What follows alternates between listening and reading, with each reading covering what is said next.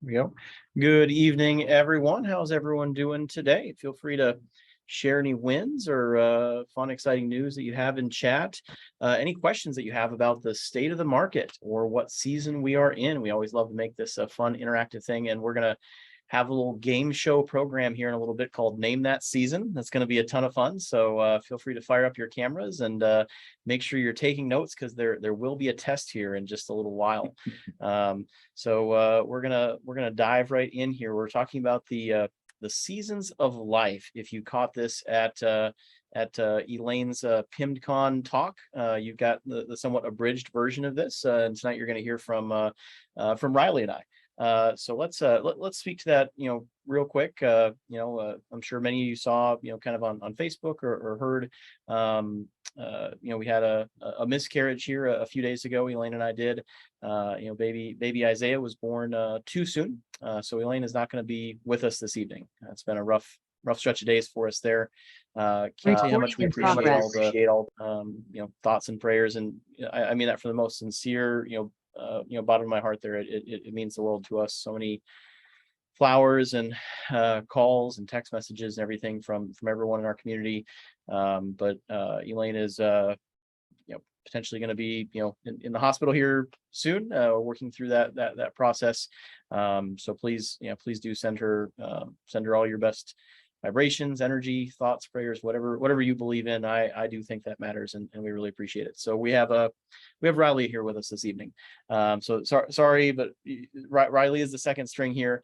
And we put him up to this here like 6 hours ago or something like that, when it was clear that Elaine was there's no way she's going to be able to take the stage here this evening, so to speak.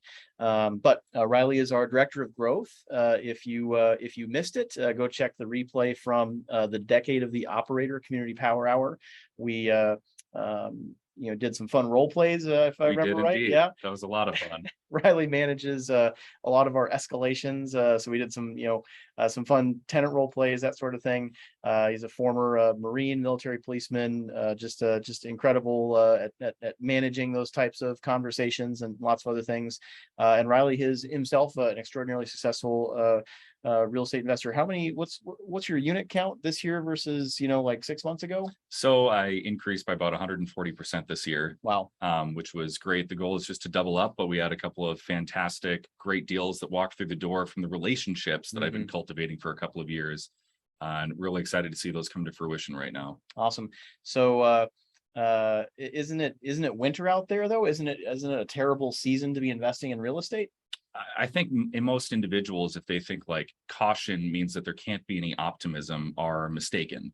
So winter I prefer because it is so much more complicated. And if it is difficult for everybody else, then I know that if I outperform and work harder than everyone else, I'm going to find the deals that people aren't looking for.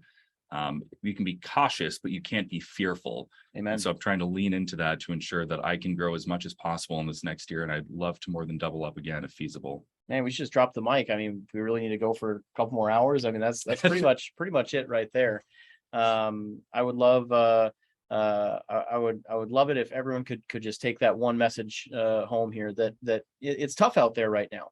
But if it's tough out there for you, it's tough out there for everyone, and winter is the best season to grow. We closed on 0 deals of size all year, all of Black Swan Real Estate. We didn't close on a single big deal all year until September of this year. And we've closed on 3 big deals since then. And we've got 2 more deals we're closing this week. And then we got 1 giant deal under contract here that we're going to announce. I suppose we can just skip right to that here. I think we might be teed up for that. Yeah, that's the exciting stuff. Let's lead. Yeah. Lead with that. So residences at Discovery Square. This is a winter deal. It's almost a carbon copy of the Nicholas Oliver deal that we did at this exact same time of the year last year. That's not a coincidence, by the way. We tend to have our best acquisitions in Q3, Q4 when the market tends to slow down. Winter is the best season to grow. So go ahead and check out this webinar. It's going to be this Thursday, November 10th at 7 p.m. Central. We worked out a contract for deed deal with the seller. Again, almost identical to Nicholas, very similar deal size to Nicholas. It's 129 units in downtown Rochester, like a quarter mile from Nicholas. We're gonna do some build outs. We're going to add 9 more units to it. We're going to, in an ideal world, we'll add 18 more units. We'll see how that goes. We're going to, fill up some commercial space. There's a lot of cool stuff with this deal, just an absolute out of the park home run deal. And that's going to be going into Black Swan Real Estate Fund 1 and 2. So that's going to be a really neat deal to have the funds partner together to take down this mammoth deal. Couldn't be more excited. And there's probably still some fun yet to come in this season. I would say we're about 40% of the way through winter right now. We're about 40% of the way through winter. And winter is the best season to grow. And when you get to that pivot point, when you get to that 50% mark, when you can see spring's just around the corner, I mean, that is the absolute best time to buy. So we're really excited to be going into that with, a fully funded private equity fund and just, out there making offers and making deals happen when other people aren't, when other people have stepped back from the market. So we're gonna dig into that a lot more this evening, but just want to put that out there. Go ahead and block your calendars to join us for the Residences at Discovery Square webinar, because that's a very exciting deal that we've got coming up. Let's talk about a cairn for a moment. So this is a really fun concept. If you've ever been hiking in a really tough environment, you may have seen a cairn. It's a stack of stones. Sometimes there's just a few stones. Sometimes there's a lot of stones like this. But the way a cairn works is anytime you have a tough trail to follow, anytime you might be in winter, it's tough to blaze a trail. You can't cut a path through the woods, so to speak. How are you supposed to know where to go? You follow the path of those who came before you.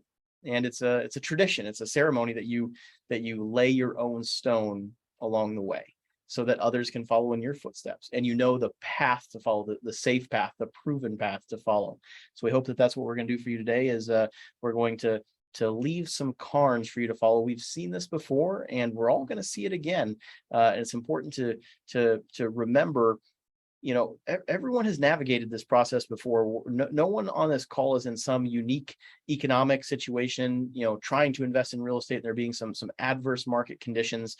So all you need to do is find someone who's just a few steps ahead of you, who's traveled that path before, and follow their path. It's really not any more complicated than that. If you're hiking in the mountains, or if you're investing in real estate. So we hope, very concretely that by the end of tonight, you're going to have absolute certainty about where we are in the economic cycle, in the current real estate market, where we're going. And ultimately, what you need to do is not just survive, but to thrive in these conditions. We're going to do that by equipping you with a superpower. This is just a way to see the world. That's the seasons of life. I love this concept. Elaine and I can't stop, talking about it. We have this piece of art that hangs up behind us. We have a little studio set up here, so we brought the art with us. It's just such an important reminder.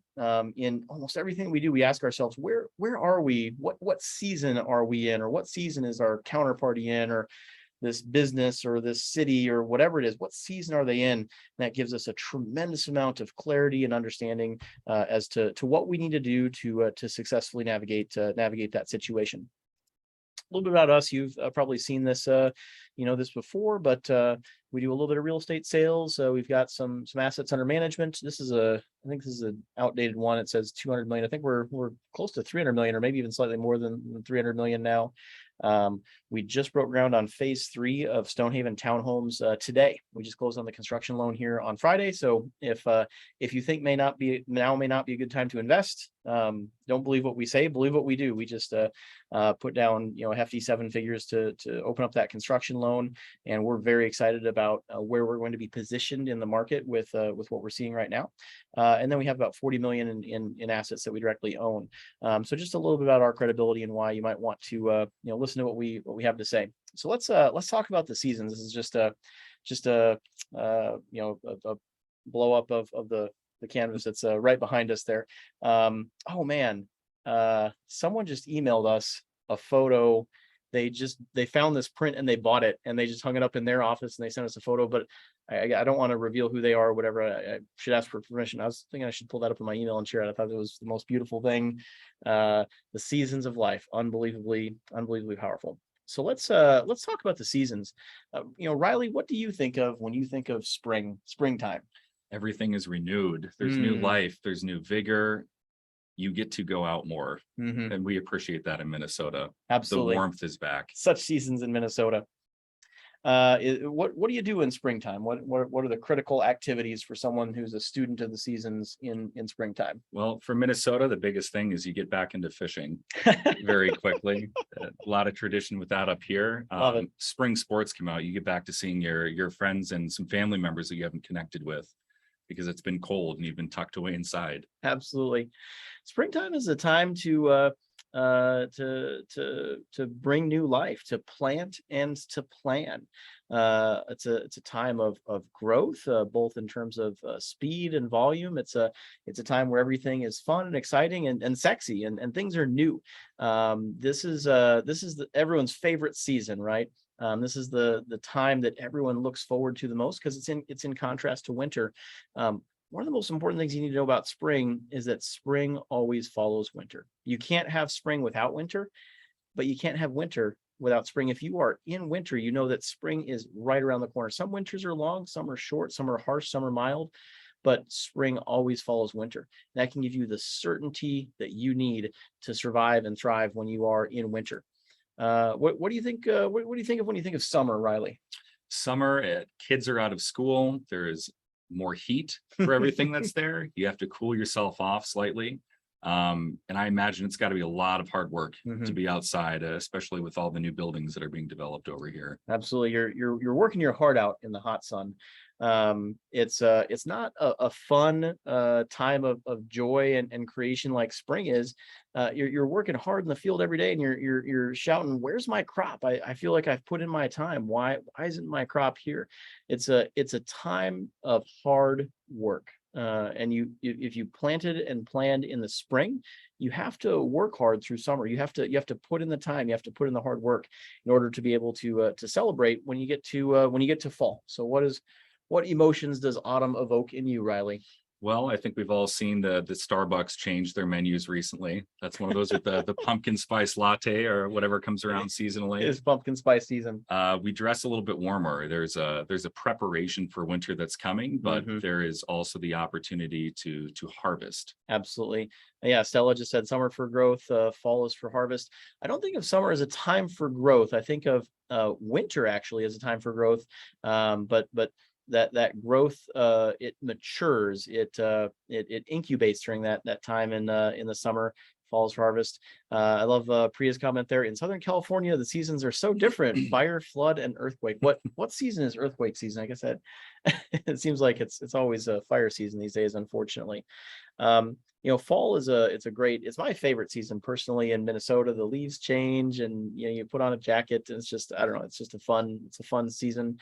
But if you planted and planned in the spring and you worked your heart out in the hot sun through the summer, you get to harvest in the fall.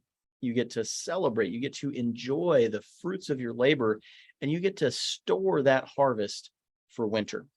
Now, if you failed to plant and plan in the spring, or you failed to work hard in the summer, then you're going to have a tough time because you know that winter is coming and you haven't been prepared for it. And it can be really tempting in autumn to feel like you should be planting. You should be planting and planting because everyone else is so successful. You see everyone else harvesting and you think, "Oh, now is the time that I need to be planting." But what's going to happen to you if you plant in the fall? You're going hungry. That's right. Yeah. What little you had that you could have stored up to eat in the winter is now in the ground, and it's not going to grow through winter, and you're going to freeze to death. You're going to starve to death. You're going to have a bad time. It's one of the most critical mistakes you can make is to plant in autumn because you see other people harvesting and you confuse those two activities. That's just not how the seasons work.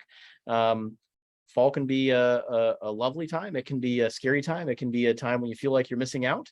But if you've mastered the seasons and you know the right sequence of events, you can have a really joyful winter.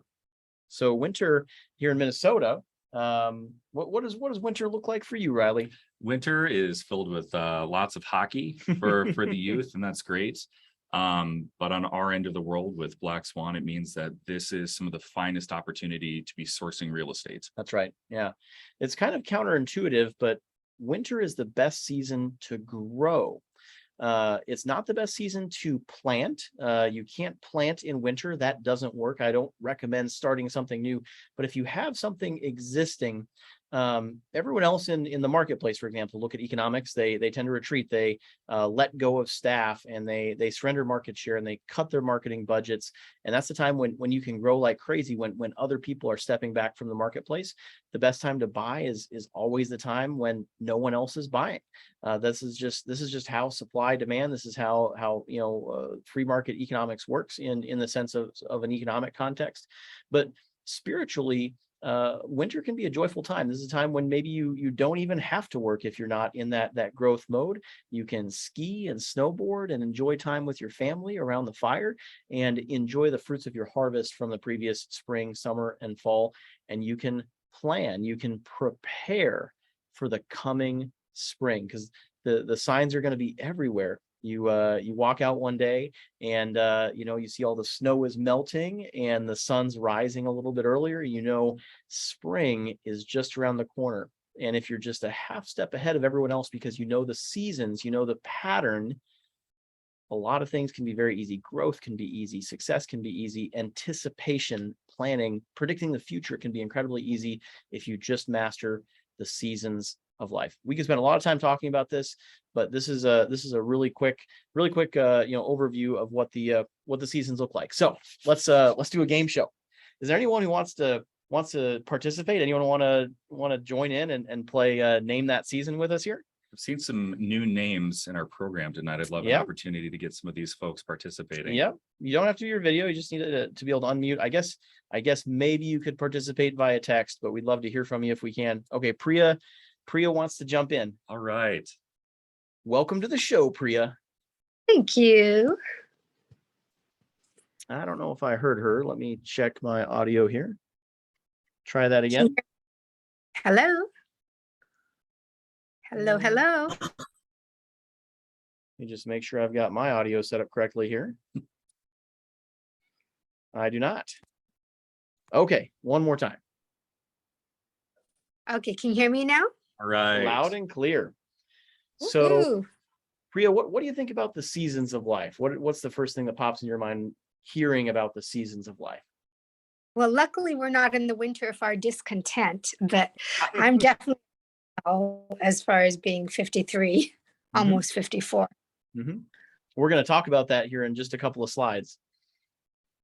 But I feel like the seasons of life, I still feel like I'm in spring, even though I'm 53 or 54, depending on what time of the We're going to talk about that in just a couple of slides here, and why those feelings might change here for you soon in a good way.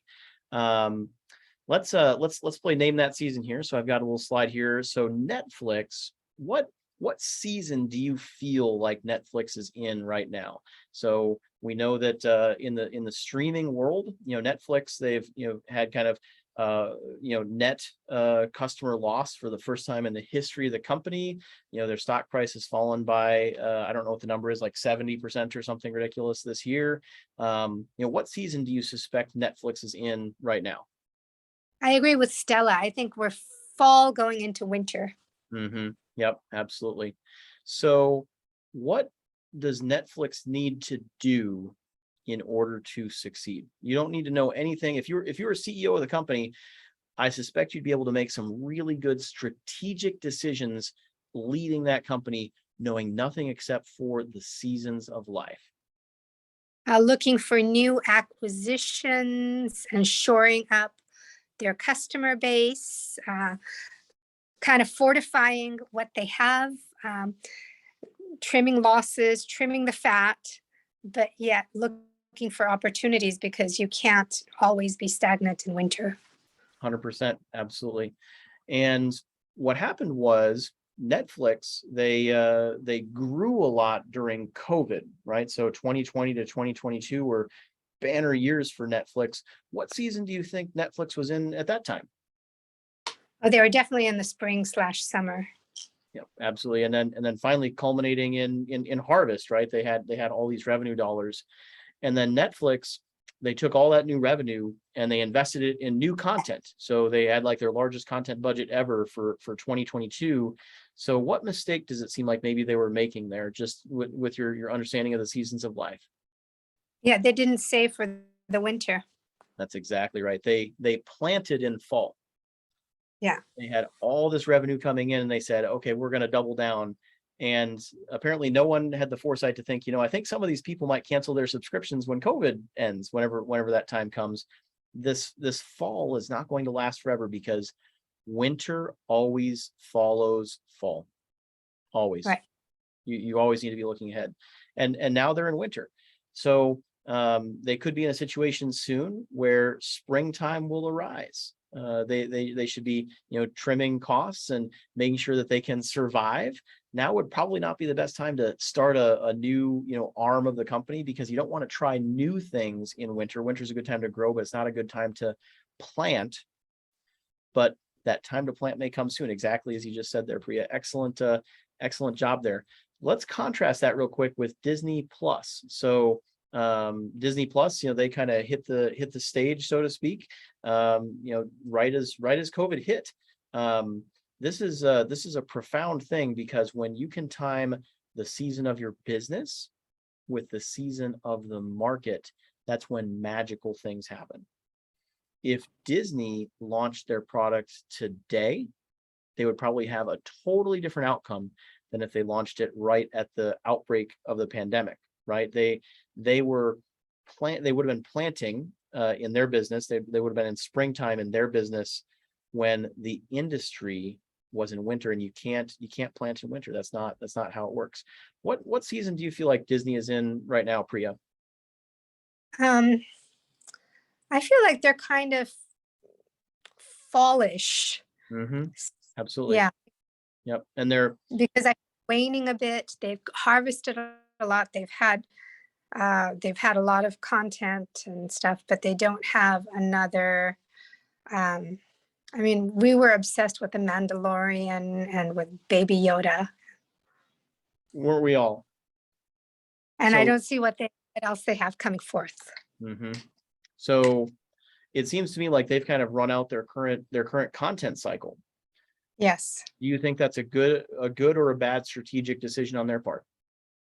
I think people always want new stuff. That's the problem. But at the same time, they've got their Disney brand, and they've got things like Encanto and things like that came out. So, but they might be going into a winter. So it's a balancing act. You always have to be looking for new opportunities. Absolutely. It seems to me like they've kind of pulled back on some of their content spend as they were transitioning into winter. They were in this time of harvest, and they stored up that harvest. And I wouldn't be surprised if they are preparing for springtime when that time comes. So the new, have you seen any of the VR immersive stuff that Disney is doing? It's not out yet, No. but it'll be out soon. I think they could completely change the game on what entertainment looks like. They've done it before, and I think they're about to do it again. But now, Plus, we're all totally. They have such known brands. Mm-hmm. They don't have to create.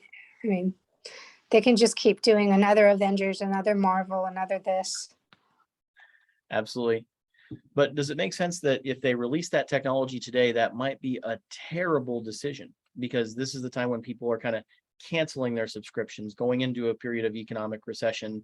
Exactly. And they want to time their springtime with the springtime of the industry. And right now, what they need to do is they just need to grow the assets that they already have. Now is probably not a good time to plant going from fall into winter time. So I hope this is helpful for everyone on this call, and how you could look at companies like Netflix and Disney and in a heartbeat understand what is the blunderous error that Netflix made that put them into the situation they're in now, and why would Disney be holding back right now? Because they're storing for winter. And right now, Disney Plus is on a rocket ship upward trajectory, and they're going to be ready for winter, and they are going to be ready for spring in a big way when that comes. You can have this really deep insight into vast organizations. I mean, I don't know, I couldn't even tell you the name of the CEO of Netflix, and yet I can tell you almost with just a couple of minutes of analysis what error they made getting to where they are right now. And Priya, you did a fantastic job walking through that. You want to do one more? I'm sure. Okay, hopefully we don't hit a little too close to home here. So Keller Williams is the largest real estate organization on earth. They're the largest organization, 200,000 associates. No one else is even close. Gary Keller, who leads the organization, has led the organization for decades, is 65 years old. And there's some, kind of, new up and comers in the industry right now. EXP Realty, some of the, kind of older brands like Coldwell Banker, they're really kind of, in sort of a backslide right now, I would say.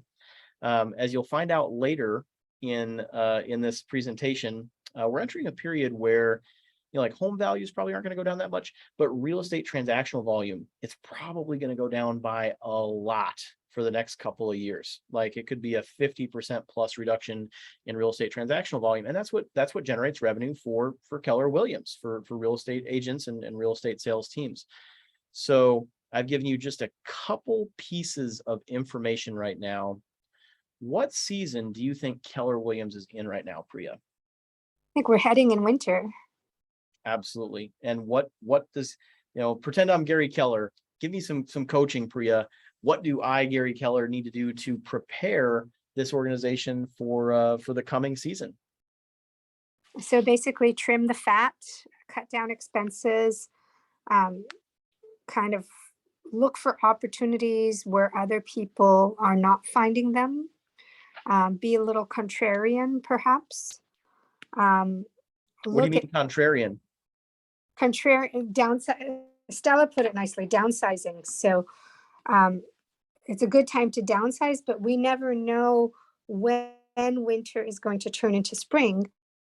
So be ready, be poised with your shovels for when winter becomes springtime, literally and figuratively. Absolutely. And if Keller Williams is struggling with these adverse conditions, do you think other people might be struggling? Other real estate brokerages might be struggling with those adverse conditions? Certainly, and especially if their business model is predicated upon volume of transaction.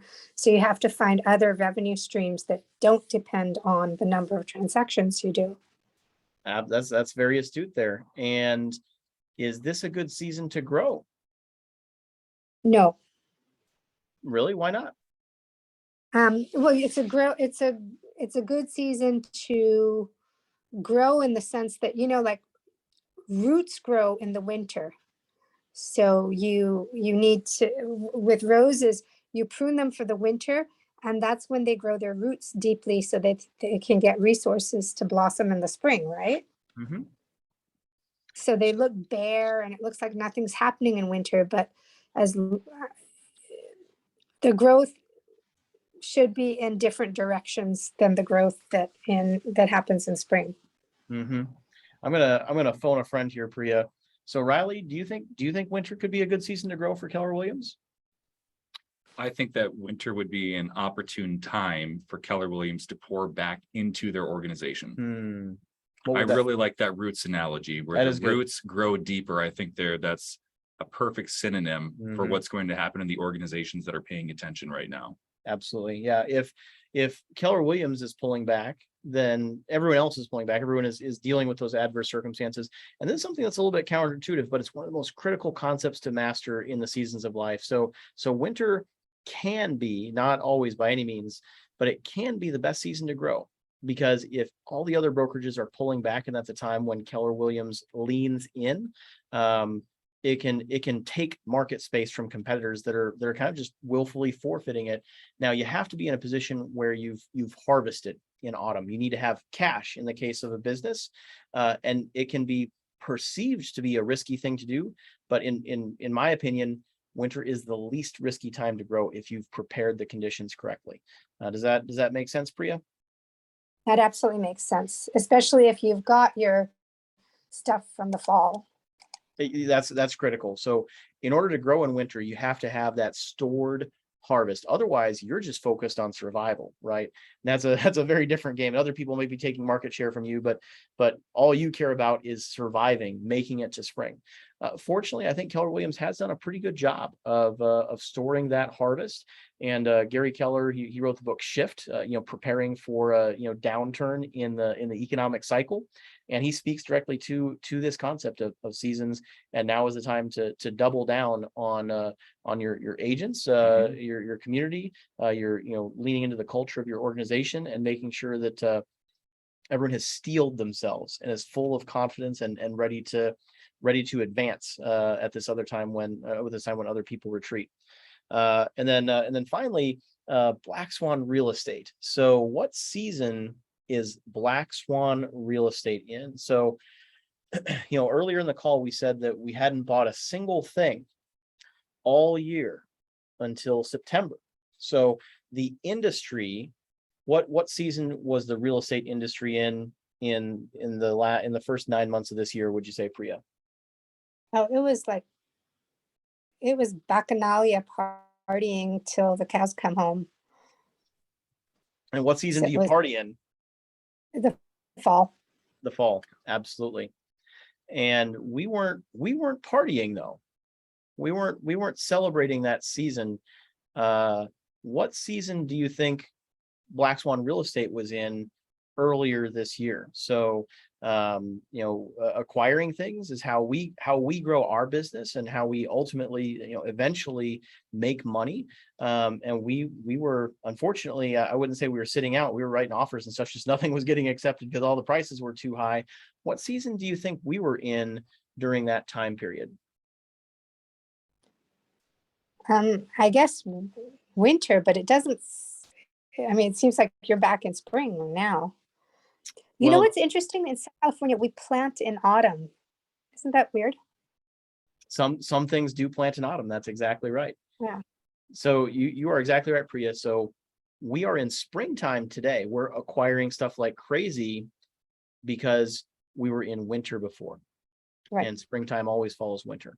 And most of the most successful businesses in the world, the vast majority, I forget the number, it's like 70% of the Fortune 500, came of age or were started during times of economic winter.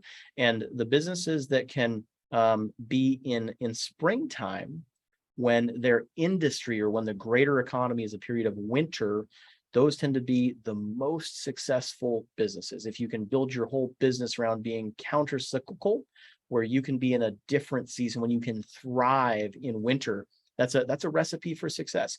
That's actually where the whole name of our business comes from. So Nassim Taleb, he wrote, the Black Swan and Anti-Fragile. That's where our whole business comes from right there.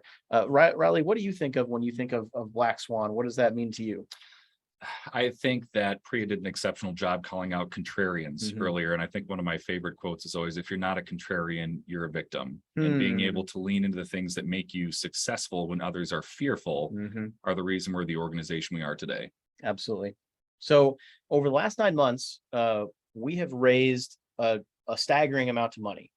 So we have at our disposal probably about $22 million of cash. Why would we do that? We weren't getting deals under contract for the first 9 months of this year. Why would we have been raising all that money, do you think, Priya? Because you're getting set to grow. That's right. And you're finding opportunities where you're not competing against other people and having unrealistic prices being driven up. You're not in the feeding frenzy. You wait and see what happens, and then don't get the dregs of what everybody else has left over and go pick out the best. That's right. I love the comments here from Stella and Pammy and stuff. Spring for Swan. I need to get a little poster that made. It can be a feature in the background for one of the other. Absolutely. Or just change it to Eternal Spring. Well, I hope after this talk you can revel in the beauty of all of the seasons. That's my hope anyway. They're all beautiful for various reasons. Spring's definitely the most fun, most sexy season, but I think they're all fun seasons. Let me ask you this: do you think it's hard, or do you think it's easy to raise money when business is booming and the industry is in fall?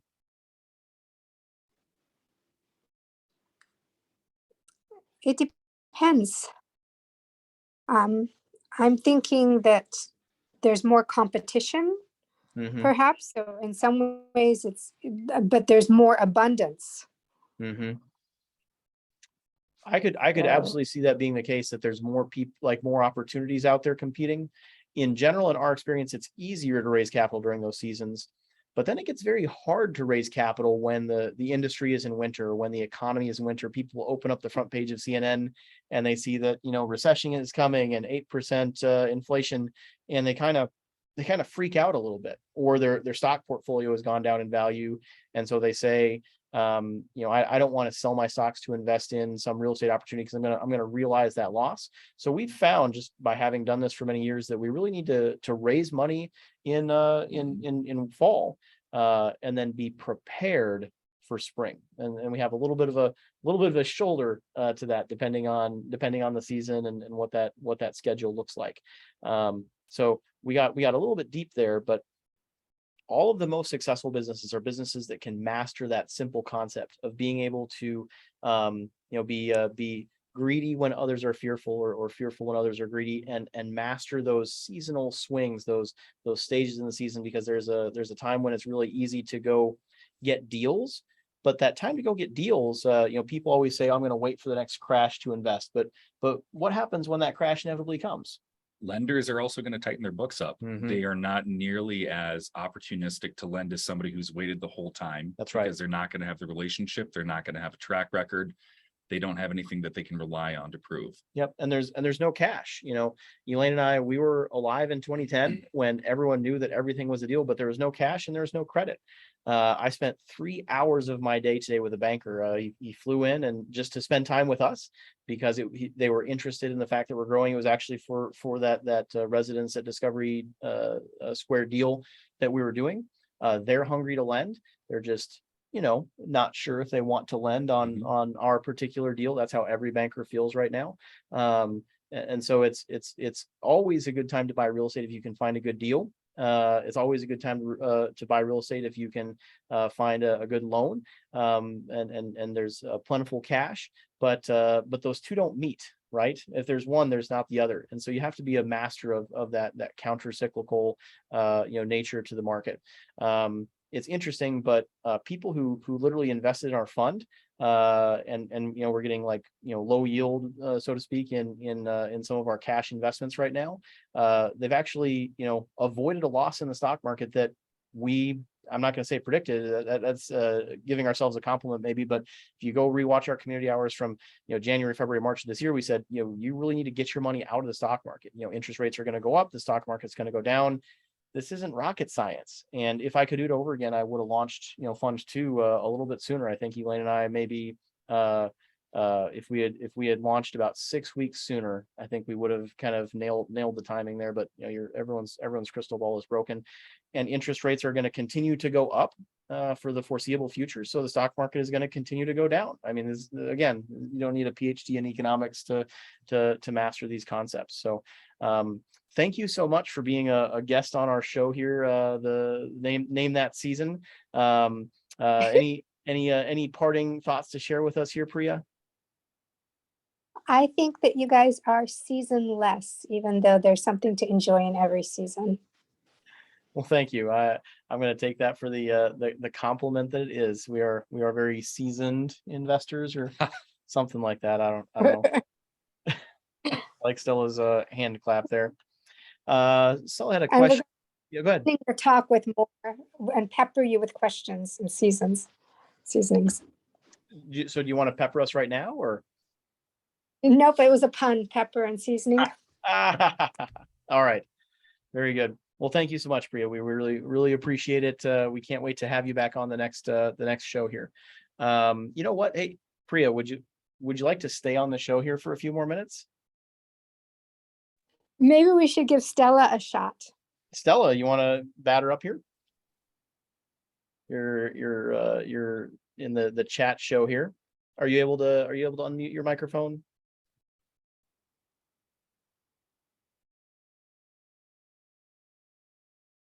So while Stella's hopefully unmuting her microphone, we'll see.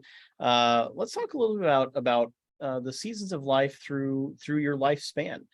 Priya mentioned that she is 54 years old. If we look over on our handy dandy chart here, we know that that she is in the peak of fall. She said she felt like she was in spring. I call this prime. The age of approximately 45 to 55, I find, is when people accumulate somewhere in the neighborhood of 90% of their net worth. They take the actions that ultimately result in the accumulation of about 90% of their net worth. Just Elaine and I talked to a lot of people who are further along in the success journey, and these are just kind of the patterns we've noticed from learning their life stories. But pretty much everyone's life follows a really simple pattern here. From ages 0 to 20, you're in spring. Something just occurred to me. I suppose the seasons are cyclical, so I suppose that before being born, you're in winter. So it might speak to Isaiah there. But 0 to 20, you're just being born. You're just figuring things out. You're finding your feet in society. You're in school. You're still living under your parents' roof. It's very much time of spring. Then the ages of 21 to 42, this tends to be the summer of your life. This is where you feel like you're working your heart out, and you maybe see people who are a little bit older than you or a little bit further along in their career, and you think, man, I'm working my heart out here. I'm producing all this value, but I don't feel like I'm getting the rewards that are supposed to go with that. You're wondering, where's my crop?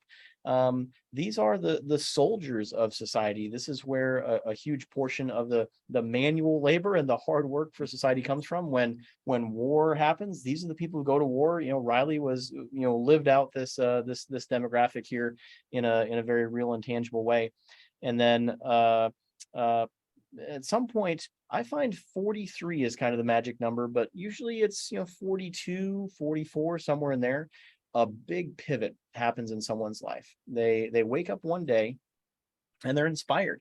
Maybe the few years beforehand they felt a little sense of disillusionment with their career, the trajectory their life has taken.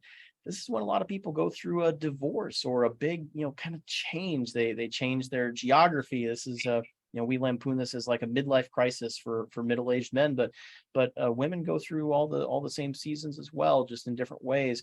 But at some point, frequently around the age of 43 or so, you wake up and you just know what your creator put you on this earth to do. And it might be a small pivot from what you've done in the past. It could be a big one. And I'm sure we all can immediately think of a few people in our personal life, our experience, who around that middle-aged number just totally, maybe they ran their life through the shredder, maybe they turned their life upside down, but at the end they made a huge change that ultimately made them a lot more happy, a lot more fulfilled, a lot more successful, because you go into a time of autumn. This is when you're young enough to have energy. You still have some hunger. You have not yet been satisfied, but you're old enough to have some resources, some money, some connections, and you go into this time of harvest. And then finally, winter does come, and that typically comes around the age of 65. I notice if I was to break down that season of autumn, because it's such a critical season to understand. Typically, that 45 to 55 window, that's when they're working their hearts out and just doing amazing things, slaying dragons. Elon Musk is in the peak of prime right this second, for example, and Tesla, SpaceX, you name it, he's doing it, because I think he's approximately 50 years old. He's right there in the middle of prime. Right around the age of 55, I find, again, Elaine and I do a ton of, coaching and mentoring with people. That's when they don't quite feel hungry anymore. They've started to experience a lot of that success, and they're happy. They're starting to maybe rest on their laurels a little bit, still excited to, be in the office and leading the team or whatever it might be, but they're just not hungry, the way they used to be. Around 60, that's when I say people are out of office. So I remember when I started on my real estate journey, I was mentored by a number of 60-year-olds, and I didn't get it. They were on the golf course more than they were in the office. They were spending like 5 hours a day on the golf course and like 2 hours a day in the office. But that was the season that they were in. They had very successful businesses that they didn't necessarily have to be there for all the time, day to day. And that's just this is when people buy the boat, they buy the RV, they buy the camper, they buy the vacation home, is typically when they're around that 60 years old. Sorry, Stella, we're gonna get to you here in just one moment here. And then when you hit 65, there's typically kind of a big change. Sometimes a couple of years approaching it, sometimes a couple of years after, and you make a big pivot.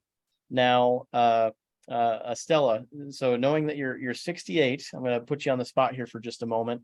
What did we say happens when you get to winter and you have not prepared for winter? You didn't plant and plan in spring, you didn't work hard in the summer, and you didn't harvest in fall. Is winter a good time for you?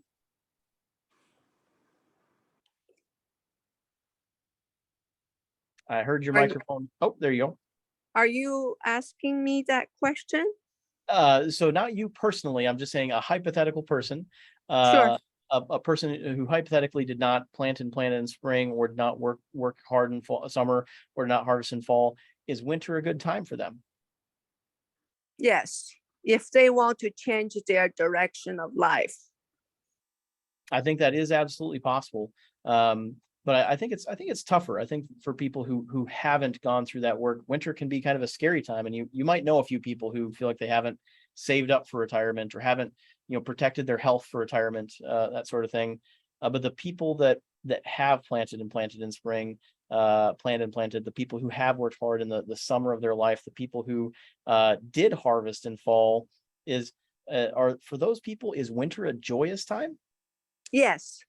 Absolutely. You ski and snowboard and hang out at the lodge with your friends and your family, and share stories. So you said at age 68, should I be in hibernation? Absolutely not. Absolutely not. What do you feel called to do right now, Stella? Active real estate investment. You're not in hibernation, that's for sure. What calls you to do that? And what did you do like in the last 10 years of your life? Well, I retired for the past 6 years. So in past 10 years, I was still working a little bit And what was your career? as an internist, primary care.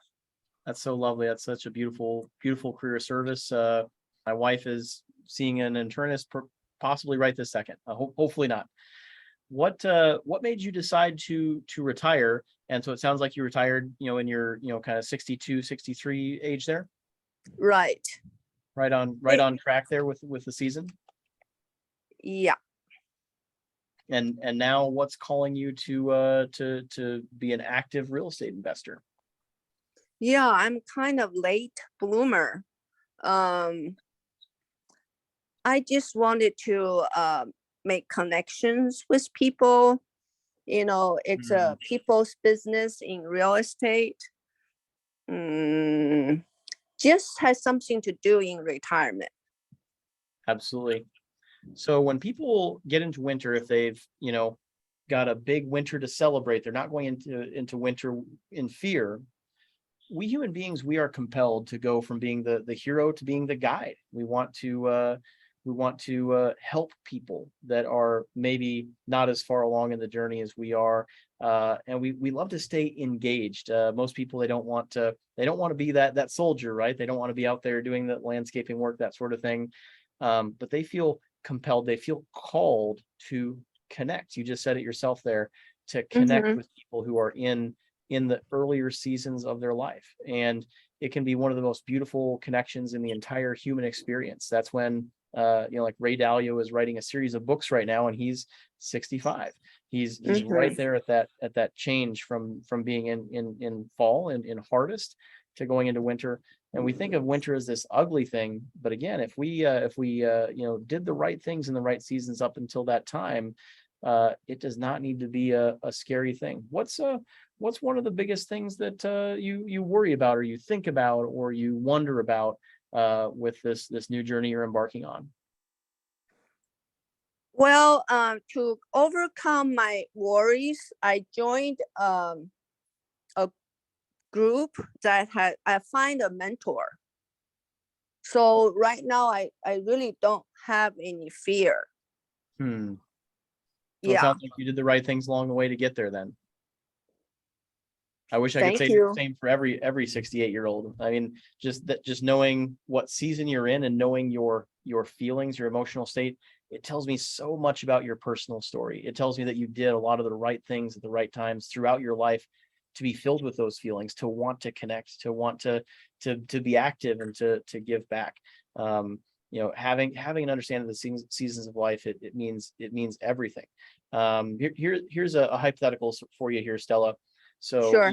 we're breaking ground on Stonehaven Townhomes Phase 3. We just broke ground today. So our partner is Key Builders, and the owner of Key Builders is 59 years old.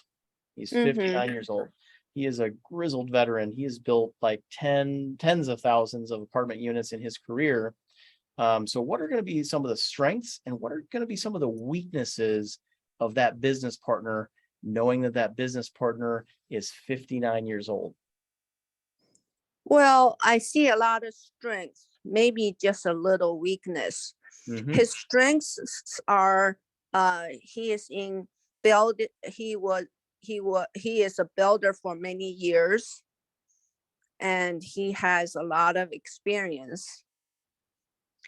And the weakness, I really don't see much weakness. So you found yourself a great partner. Mhm. Yes, he's likely to be so experienced that he can solve all kinds of problems, is what Mark said. Well, Yeah. what typically happens to someone when they get to be around 60 years old? I said when you're 55, you're not hungry, and when you're 65, that's when you really want to, transition to the winter of your life. What happens around the age of 60? He might want to retire, so he may Mhm. not able to finish the project. Yes. Yep. Yeah. That's when I said you're out of office. And I just realized this. Mhm. Can't make this up. So he actually just built a lake house in Lake City, which is like 40 minutes from Rochester here, a beautiful, vacation community. He's out on the boat every weekend. So we know that he's not hungry because he's past that 55-year-old hump. And we know that he's pushing 60. So pretty soon he's going to be out of office. And I should probably be totally unsurprised if he maybe stops returning my phone calls as persistently as he once did, because that's just the season of life that he's in.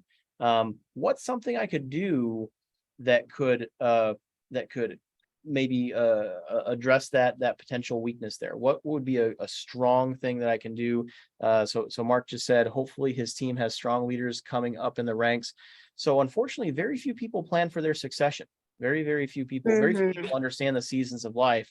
So just understanding between, for example, 21 and 42 years old, you're in summer, you're the winter soldier. What do you think I could do to maybe compensate for the fact that my builder is pushing 60 years old? Before I answer that question, can I ask you how long do you anticipate to start and finish to build your next project with him? That's a very good question. So the construction loan is a 3-year loan plus a 1-year extension. Principal construction should be completed in less than 18 months, but we'll say 2 years just to, kind of be conservative. So he might be just finishing up your project and then move on, transition into retirement. That's right. Yep, that's exactly right. So the strategy that I've put together in this particular situation, thinking of the seasons of life, is I found someone in summer. So a member of my team that I said, hey, I need you to go learn from this guy and be on top of things. So Right. my team, his job is not to know anything at all. In fact, he's not terribly experienced. He has like a degree in construction management and stuff. He's not terribly experienced, but he's young and hungry. And you pair that individual up with someone who is, soon out of office, maybe going into that retirement phase, wanting to go from being the hero to being the guide. And there's just a magic connection between those two. Yeah. So as a manager, I don't have to do anything. I just have to pair people together that are in the right seasons of life. Now, if I got someone who is in fall paired up with them, that may not work out so well. This is a person who's wanting to write their own story now and might be in competition with this person. It could create some negative energy very quickly. And has it ever, you trained as an internist, has it ever seemed strange to you, the medical training path, how we keep all this misery upon people who are young in their medical careers, but understanding the seasons of life, can you see why that has been such a successful paradigm for so long? Yeah. The attending is teaching the residents and interns. Yep. So they are pairing up that way. In the right seasons of life. Right. Yep. So understanding where you are in the seasons of your life, in the context of the industry that you're in, the economy that you're in, timing is everything. You can't just work hard. You can't just have money to invest. You can't just have a good idea. Timing is everything. And you don't have to be some quantitative analysis genius on Wall Street to understand the timing. You just need to understand the seasons. You just need to understand the seasons. And, Elaine and I, we do a tremendous amount of business coaching. And the very first thing we're getting at is, what season is this person in? And what season is their industry in, is their endeavor in? And we can say, literally in just a few seconds, how likely it is that they are to be successful. Most entrepreneurs fail. They say it's due to, undercapitalization. They ran out of money, or because they didn't market their ability well, or their product or service well. But most entrepreneurs fail because they're just not doing things at the right time. They're working outside of the correct season. So, man, I hope this is a little bit insightful to you here, Stella. I think it is so beautiful, Sure. and I hope you see you have many, many good years ahead of you. Thank you, Nick. In your victory lap here, and having an understanding of maybe you might want to seek out someone who's 21 to 42 years old, for example. I'm 39. How old are you, Riley? 34. 34. So you might want to seek out some people in winter to partner with, and that's Sure. when magic can happen. And I think that accidentally became a sales pitch. That wasn't quite where I was going with that. But my mentor is 40 years old. Well, perfect. You found someone. Isn't it match? Yeah, perfect match. Yeah. Yep. Priya says, my spouse is in winter and I'm fall, so I'm still hungry and building and harvesting while he is content. Wow. That's my husband. He is so content. Mm-hmm. He doesn't want to do anything. Yeah. How old is your husband, Stella? Same age. Same age? We are same age. Just Yeah. He's cultivated more contentment by now than you have? Exactly. So I find this to be an extraordinarily common pattern. And the reason for that, I believe, I mean, I guess I don't really know for sure, just this is a pattern I've seen over and over again. There's are literally both of our guests on this call, is I find sometimes the husband in that relationship, they're able to charge forward in their career, while the wife might be, slow playing that career, we'll say. I mean, literally, like Riley is with me right now, and his wife is at home taking care of their kiddo, and with us because of baby Isaiah there. And I mean, that is the epitome of the conundrum for women who want to have a fulfilled career. That's just the biology of it. And so they frequently are still hungry much later in life than their male partners. Does that make sense? Yes, it does. And you just have to know you can't fight the season. I would say, Elena, we do a lot of marriage counseling. That's kind of one of the number one thing is like, I want to invest in real estate, but my partner does not. Younger in life, it's almost always the husband that wants to invest in real estate because he's, again, charging forward in his career, and the wife is like, hey, we're having babies, let's play it safe. Later on, it's almost always the wife that's charging forward on that real estate investment trajectory, and the husband is saying, we had a pretty good run. Like, why do we need to keep working so hard? I'm in winter over here, baby. I'm in the lodge. What's going on here? And none of this is right or wrong. It just is what it is. Having an understanding of these patterns can help you navigate the road ahead and know what directions might be fruitful and what directions may not. So I have a lot of homework to do. My mentor already asked me to make 100 phone calls in the first 30 days to investors and to sellers. Love it, man. I love that's very good advice right there. So I'm facing a lot of challenge, but I'm going to do it.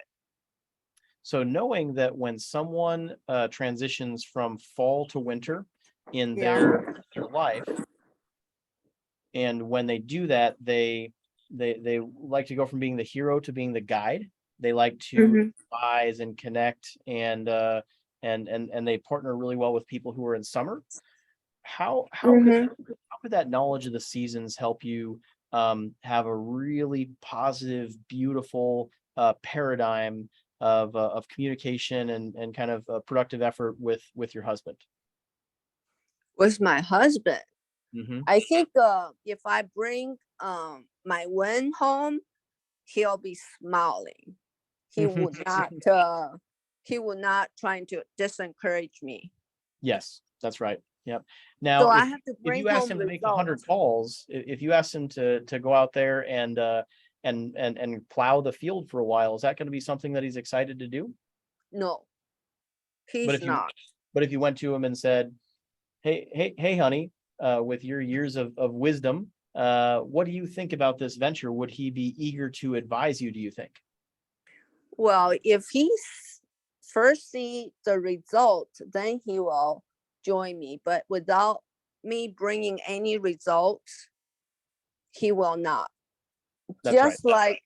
Just like the stock market, I was in it before he did, and he saw me. I can grow our portfolio. Then he joined us, and then joined me, and then took over the investments Hmm. in stocks. But Yes. I think it motivates me to work hard at the beginning. After he sees my result, then he will join me. Absolutely. Everyone loves to see a good harvest, and that encourages us to plan and plant even bigger for the next spring. Um, I suspect that if you engage your husband in that advisory role, he's going to be hyper engaged and hyper encouraging of whatever efforts you want to charge forward with. But then if earlier in your life maybe your roles were reversed and you're in a different season, the exact opposite would be the case. If when your husband was in the peak of prime and you were Yeah. trying to maybe backseat drive his career, that's something that can create tremendous resentment. And that's another common paradigm that Elaine and I will see is Mm-hmm. hey baby, I'm harvesting over here. I don't need coaching. I just need to be able to harvest as much as I can as quickly as I can, or I'm working my heart out in summer. I've got my thing I'm going on here. This is what I need to do myself. So having wisdom, having knowledge of the seasons of life, I think it informs almost every situation we deal with in all of life. Thank you for sharing that powerful knowledge, how seasons working between spouses, between business partners. Thank you for sharing that. Absolutely. I'm I glad. did not know. I did not have any insight about it. Well, thank you. I'm glad you found it insightful. I hope everyone found our Name That Season game show engaging.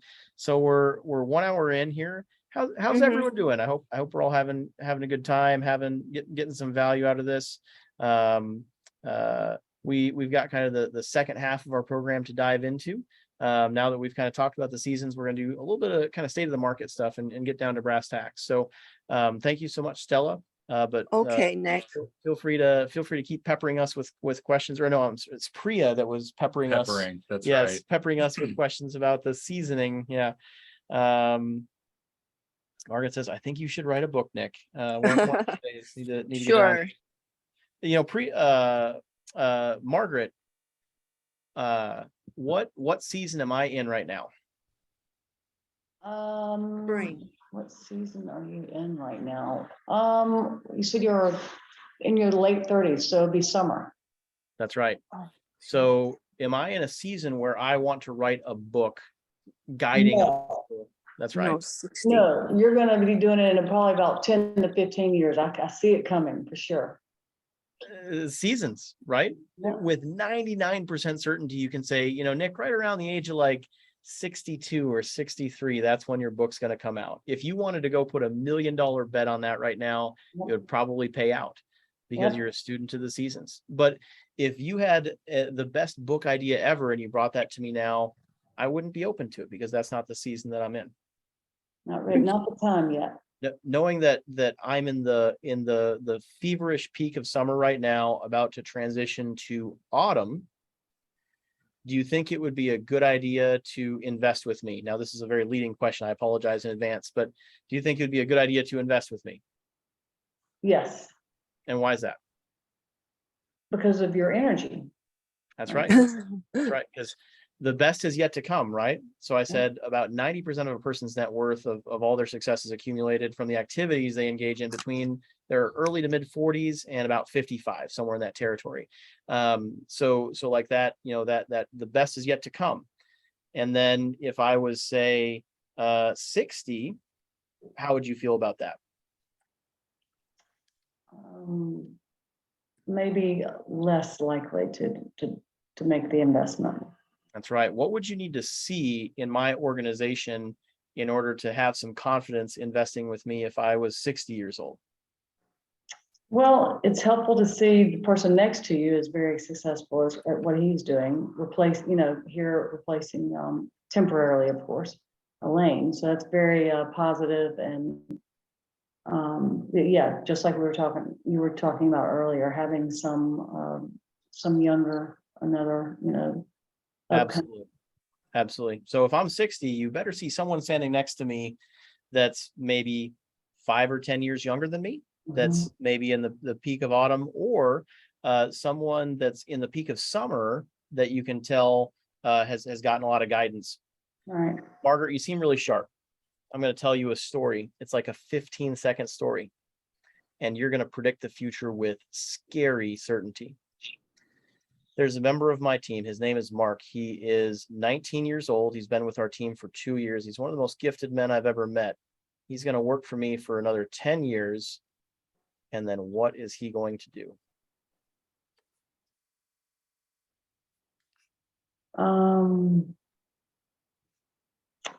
Either go out on his own or try to become some type of partner. I'm a doctor, so that's kind of how I think about this stuff. So.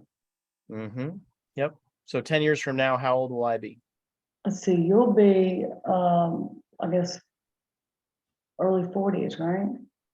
Yep. I'll be hitting, the peak of prime. I'll be 49 years old. And what will I need a lot of at that age? A little bit. Well, you'll definitely be wanting to think about making sure, you're gonna need to have some backup as you That's think right. slowing down. That's and right. I'm writing that book. Maybe. So Mark is going to be in a perfect position to have an extraordinary leadership role in our company. There's very few people that get the opportunity to have a front row seat for the season that Black Swan is in at his age. He is about 15 years ahead of schedule. He has more potential than any human being I personally know because he's so young, and he just happened to be in the right season, in the right place at the right time. Like the future is already written. It's just waiting to play out. Now, does he stay with our company or not? I don't know. That's up to him. You can't know for sure, but there's a good chance that he would actually be working with me at a different venture in the future, or with another person who's at a similar stage in their career, because that's just how the seasons typically work. That's what succession typically looks like. And Riley right here next to me, he's I apologize. What was your age again? 34. 34. Okay. You always look like you're so mature with your beard. I can't pull off that beard, and it throws me off, kind of gauging my age. Could you make any guesses about what season Riley's in, or what his life looks like now or will look like in the near future? Let's see, Riley, if you're 34, you've done really well. It sounds like, and I would agree with that. And it's hard to know because I'm not really in the real estate business. As far as how far is Riley from prime? How far is he from fall? sounds like he's only kind of already there. It's only a couple of years, but I mean, sounds like he's already kind of there. Nope, that's not how it works. So it's the same pattern. It can have a different amplitude, but it has the same frequency. So if Riley has, let's say, I don't know, 10 rental units today, I mean, he's going to have 10,000 a decade from now. right? That's just how the math works. That's how it works, huh? Because he's so early. He is still in summer. He has not yet harvested, All right. but he's Well- already planted so many seeds, and he's tending that crop through the summer, that his success is inevitable, and it's going to have an extremely high amplitude because of the season that he's in. Yeah. Yeah. Good So situation. Yeah. So you learn the seasons, you master the seasons, and you can see a person's story. You can see their whole future laid out before them. There's a woman, a top producing real estate agent, who came to me, just an extraordinarily successful woman. She was 60 years old. She was really upset because she'd been a successful real estate agent for a very long time. How many years do you think she'd been a very successful real estate agent? 10 years, something like that, 15. Yeah, 10 or 15 years. That's exactly right. How could you make such a ridiculously accurate guess about someone's life knowing so little about them? You know the seasons. So she was very upset because she had been a very successful real estate agent for a very long time, and she wasn't so successful anymore. Her revenue, her commission income was going down, for a couple of years now, and that was the opposite of how it used to be in the good old days. And her top admin had just left her company to kind of go out on her own and start her own thing. And her admin was 44 years old. What kind of advice do you think I maybe would have given to this person? What kind of coaching do you think I maybe would have given to this person being a student of the seasons of life? You mean that given to the lady who's disappointed? What kind of advice to give her now? Knowing that she's 60 years old and her real estate commission income has gone down some, and her why did her top admin person leave when she was 44 years old? Well, because she had energy to go start her own thing. She had the mindset and entrepreneurship, and She was transitioning from summer to autumn. That's a Yeah. very, very common time for people to change their employment, to change their career, that sort of thing. And yeah, that's an extremely good idea there, Ryan, is to partner with someone in summer. So she was partnered with someone who transitioned from summer to fall. Yeah. And that story played out the way it always does. So a good thing she could do is partner with someone who's in summer. That's true. Oh, yeah, And- that's someone else, in other words. Yep. And do you think that the problem she was encountering was a normal problem, a healthy problem, or like an uncommon, unhealthy problem? Probably common. I would think common. Yep. Most people, all they need is to feel loved and accepted, like they're enough. And so I told her about the seasons. And I said, I've heard this story so many times before. And I said, let me guess, you just bought a boat, a lake house, or a camper? And she said, yeah, I just bought all three. In the last 18 months, she had bought all three, literally. Oh, And I said, yeah, you're out of office. Like that's the season that you're in. Of course, your gross commission income is going to go down. I bet you're not hungry anymore. I bet you're hustling a lot Right. less than you used to. And you were partnered with someone who transitioned from summer to fall. And so these are all the normal, healthy, appropriate things to happen. And here's what you need to do to prepare yourself for the future, because in just a few years, you're not going to want to be in the saddle anymore. If you can find someone who's in summer today and guide them and advise them and be that wise guide instead of the hero, you're going to be very happy and fulfilled. But if you continue to thrash trying to pretend that you're in fall when you're really in winter, you're going to be very just disastrously unhappy and unfulfilled. Just knowing the seasons. All right, so we spent a ton of time talking about this. It seemed like you want to chat about that. I just love talking about the seasons. We did have a whole bunch of macroeconomic stuff here, so let's talk about that for a little bit, if that sounds good to you, Margaret. Sure. I mean, you mean, okay, I'll back on stop video. So, Riley, what season is the U.S. economy in? We're in winter. Really? You say it with such extreme certainty. How could you possibly know that we're in winter? Because everything is harder for everyone right now. Money Switching is from left in coffee to water markets. here. That's probably a good choice. It is getting a little later. No, banks have tightened up their lending Mhm. requirements, more difficult. Home values have fortunately stayed somewhat stable. They haven't lost near the same amount that we've seen on the stock markets. And some of those people who are close to retirement, my father, who's actually a physician, he and I chatted the other day about a joint venture deal.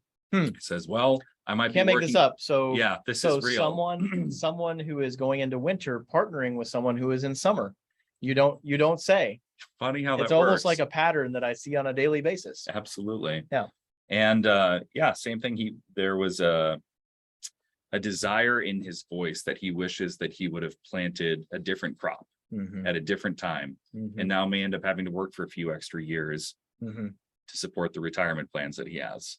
That can be one of the most beautiful things about someone who's in winter partnering with someone who's in summer, is they get to live that life maybe they wish they had lived in a little vicarious way. This is something that is created within us. There's a passing of the torch that happens. It's the most beautiful thing, and it you just take that guidance, and it's almost always successful. You have the wisdom of someone who came before you.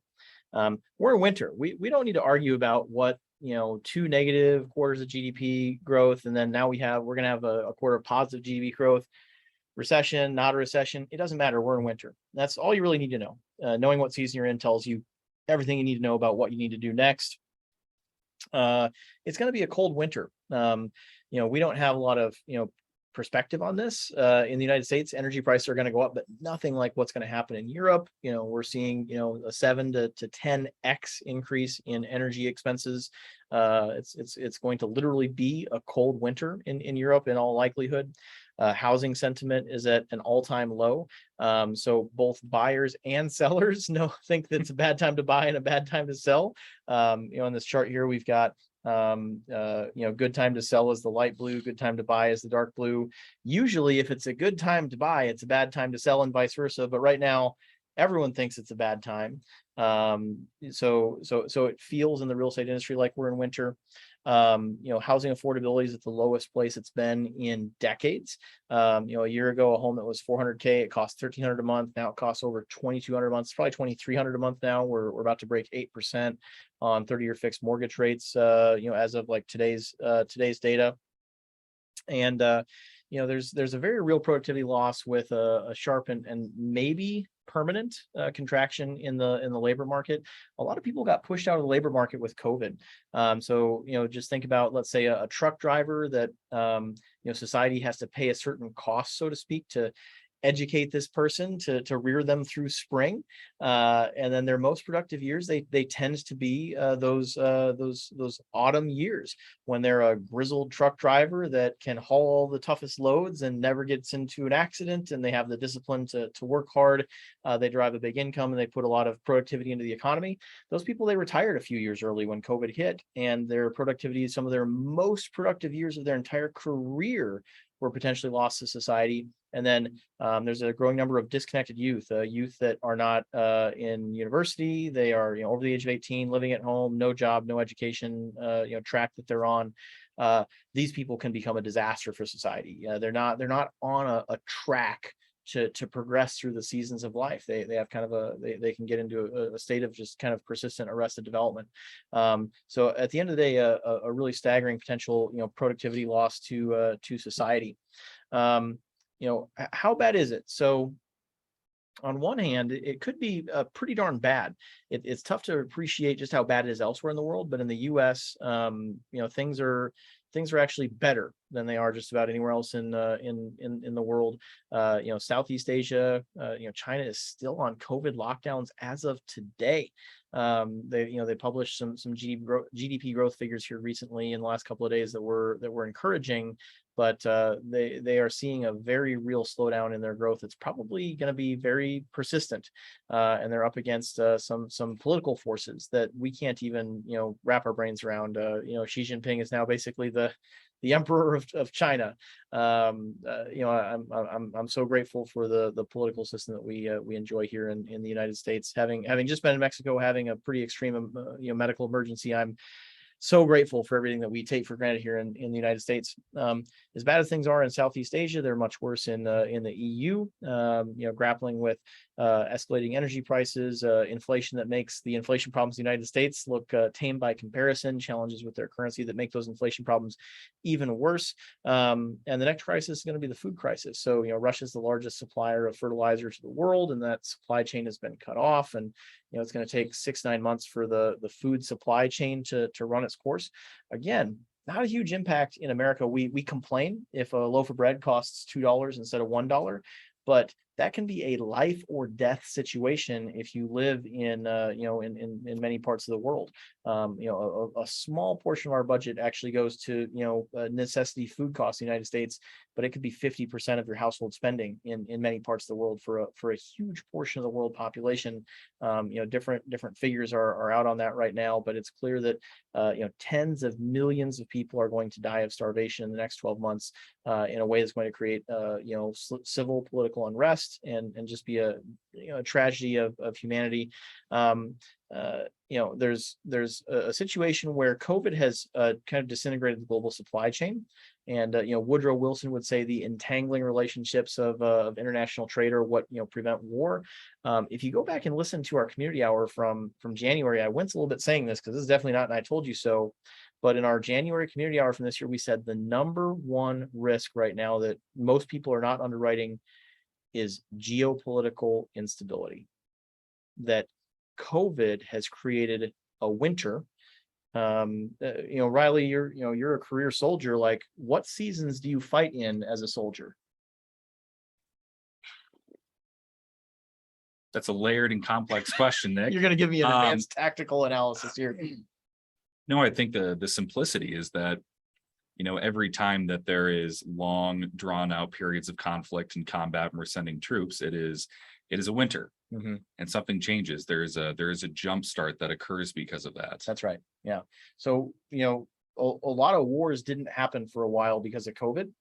And in the January community hour, we said, listen, like the pandemic is over. Elaine kind of called the pandemic at that time, said, Omicron's going to be our way out. That means that interest rates are going to go up. And that means that wars are going to start. And never in a million years would we have predicted, Ukraine, but those were the risks that we called out. And, what happened was COVID kind of tore up these supply chains that has then fomented or created the conditions where geopolitical conflict could happen. And the worst geopolitical conflict has yet to come. I'm going to say that a second time. Like the worst geopolitical conflict stuff is yet to come. It gets much worse than the situation we're dealing with in Ukraine right now. I don't know what that's going to look like, but I just can tell you that we're not all the way through winter yet. We're not. We're only 40% of the way through. So as a result, there's been a very real loss in global productivity here. This has led to the highest inflation in recent history. So things are more expensive. So to do like a very concrete example here, you used to be able to get your iPhone manufactured in China. I don't know if you saw the headline, but Apple has now pivoted their iPhone production to India because of all the geopolitical tension problems with China, which means your iPhone just got a lot more expensive because it used to be cheaper, more efficient to build it in China. And so your iPhone just got more expensive because of that dislocation, that geopolitical dislocation. And that's going to look like inflation, that your phone just got more expensive for no good reason. And the way that the US government or any central bank run economy is going to solve this problem is to destroy demand by raising interest rates. So this is a supply side problem. Our iPhones all just got more expensive. So it looks like there's inflation, and we're going to fix that with a demand side cure, which is really bad, right? Because that's not the actual, you can't just take a lot of Tylenol and your cancer goes away. It may hide the symptoms, or it may kill the cancer because you become so toxic or whatever, but it just doesn't work that way. So yeah, Stella said China may attack Taiwan. In the event of a conflict like that, the pain's going to get a lot worse. I mean, it will make the Ukraine situation, look like a joke. Priya says, General Winter is responsible for Russia's win over the Germans in World War II. Scary that something worse is coming. Absolutely. Just be prepared for it. Be aware of the seasons and know what's coming.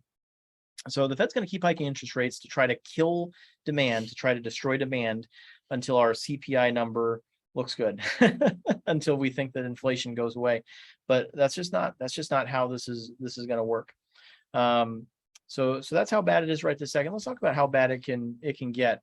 There's a couple kind of deep concepts here, and feel free to pipe in if you have questions about anything that we're talking about here.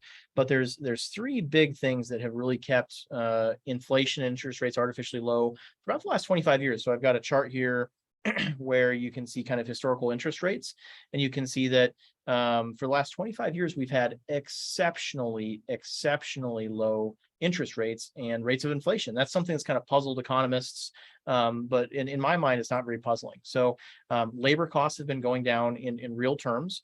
So for example, a pair of socks.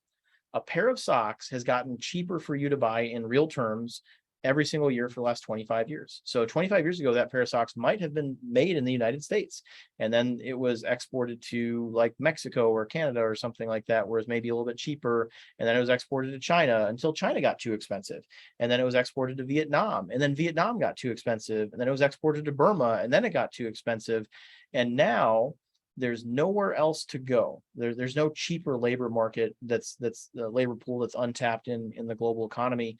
And so we can't just make a pair of socks cheaper year over year over year over year. That's not how it works anymore. Production costs have been falling in real terms due to the global supply chain and technological improvements. I think that the technology is going to continue to drive improvements. But I do think that most people would agree that there's been some pretty insane technological advances in recent history that have supercharged production in an unreal way. And the interesting outcome here is technology has shortened the global supply chain. So there used to be a ton of overheads in exporting production somewhere else where real production costs were lower, and technology has made that easier. And I don't know if I see a future technology yet where that can continue, right? Really what's going to happen is we onshore things, we have robotic factories, and so those global supply chains kind of go away. And the production cost is actually probably going to go up in the short run, right? Like it's actually more expensive to build a Tesla onshore than it is to import a gasoline engine car made in China, which looks like massive inflation. In the long run, that's probably actually going to serve us really well, but in the short run, it's going to be painful. It's going to be expensive, and the Fed's going to keep, hiking interest rates, responding to this so-called inflation. And then finally, low energy prices. So, I lived in Oklahoma for 15 years, and we saw firsthand. Elaine and I saw firsthand what that looked like. It used to be you had to drill 100 wells to go, tap into natural gas or oil in shale, and all of a sudden you could do it with one well. And you do horizontal drilling, so you could kind of fan out your wells and they could turn 90 degrees, and then you just throw explosives down the hole and blow it up, and all of a sudden magically natural gas and oil comes out. And this is a technology that's been largely restricted to the United States. It's a really powerful high technology extraction. There's political stuff we could talk about that's beyond the scope of our discussion tonight, but fracking and horizontal drilling has made energy the cheapest it has ever been in the history of humanity. It's difficult to overstate the impact of these technologies on energy costs, particularly for Americans. It's not likely that these things are going to continue right now. At least I don't see these trends continuing. So I hope this made sense. What we just kind of blasted through some of these big things that have been huge tailwinds that have really pushed down inflation and interest rates, and pushed up production and economic output for the last 25 years or so. And these things, they may not continue here in the future. Let's talk about where rates are going. This is probably like maybe the number one thing maybe you jumped on the call to hear, but this is maybe the least interesting slide in my opinion. So Riley, where does the market say rates are going to go if we go, fast forward, 4 or 5 months from now? If rates are 3% today, where are they going to be here in a little bit? It looks like we're going to get a little bit of a break here as the years continue to go by. We certainly hope so. They're probably going to go up another couple of points, and then they're going to steadily fall, and we'll get a little bit of a break. This is publicly available information. This is what the market expects to happen. They say if you want to know how someone feels about something, how they truly feel about it, ask them to make a bet, to put money on it, and the market is constantly betting on where future interest rates are going to be. You look at the yield curve, of 5 and 10-year treasuries. And this is what that curve looks like today. This is what the market is pricing in. It's easy to build a business model around these future expectations. Now, these expectations may not be met, certainly not to these exact numbers, but this pattern is almost certainly going to happen. You know, if we go back a couple of slides, you can see if you look at the historical, interest rate, it goes up, it goes down, it's cyclical, and we know that it goes up for a little while. And then the Fed figures out that it raised rates too much, and now we're in a recession, and then it goes back down very quickly. So again, you don't need to have a crystal ball. You don't need to be a super smart economist to know that this is the pattern that you see over and over again. Predicting recessions is actually extraordinarily easy to do. About 75% of economists say that a recession is going to happen in the next 6 months. Even though we have positive GDP growth for this quarter, that's what's being penciled in, an extraordinary amount of it, like 4% by some people's estimations right now, year-over-year GDP growth, seasonally adjusted. One thing that really leaps out at me is when I look at historical recession data is that recessions are painful, but they're pretty short. Right? 16 months, 6 months, 8 months, 2 months for our pandemic recession. They're very memorable because they're so kind of ingrained into our psyche. That's just the brain's natural tendency is to remember the bad things more than the good things. Our brains are wired to make us survive, not to make us happy. But recessions tend to be very, very brief. And if you kind of line up this chart with this chart here, you can see that interest rates are probably going to steadily decline once inflation gets under control, and we're able to see I think this is more of a soft landing scenario on this particular chart. I think that rate fall is actually going to be a little bit more pronounced than that, but who knows for sure. If you look at this historical rate chart, it's rarely a smooth ride down. It's typically a quick ride down when that recession does come. Tons of bad news that we're throwing at you here, but fortunately it's not all bad. How are you feeling about the pandemic these days, Riley? I feel like the worst is behind us, and we can all sit here. We're unmasked. We're in pretty close proximity. Absolutely. People are smiling again. You can see people smile. I think that's a pretty good bonus there. It's good. It's good to see people smile. This isn't a political statement, but for the first time in my entire lifetime, the U.S. is the unquestioned leader of the free world. And that's a little bit of a potentially loaded political statement, but just please take that at face value. So I was born in 1983. I was very young when the Berlin Wall fell. I think that kind of marked the end of sort of the United States, geopolitical leadership in the world, when we kind of took a step back in global leadership. And there's a lot of knock-on effects, economic effects, that's very critical to understand. The US dollar enjoys its role as the reserve currency of the world. The world is run on the US petrodollar. These are really critical things that are predicated on our leadership in the world. And I just think it's probably the right thing to do. I guess I shouldn't have said that. That was a political statement just now. Stella said, I don't understand the stock market behavior is up with the bad news, higher interest rate, higher inflation. So that's actually, maybe we can answer that question very briefly. Does anyone here know why would the stock market go up if there's bad news and go down if there's good news? Because that's exactly what's happening, Stella. You're exactly right.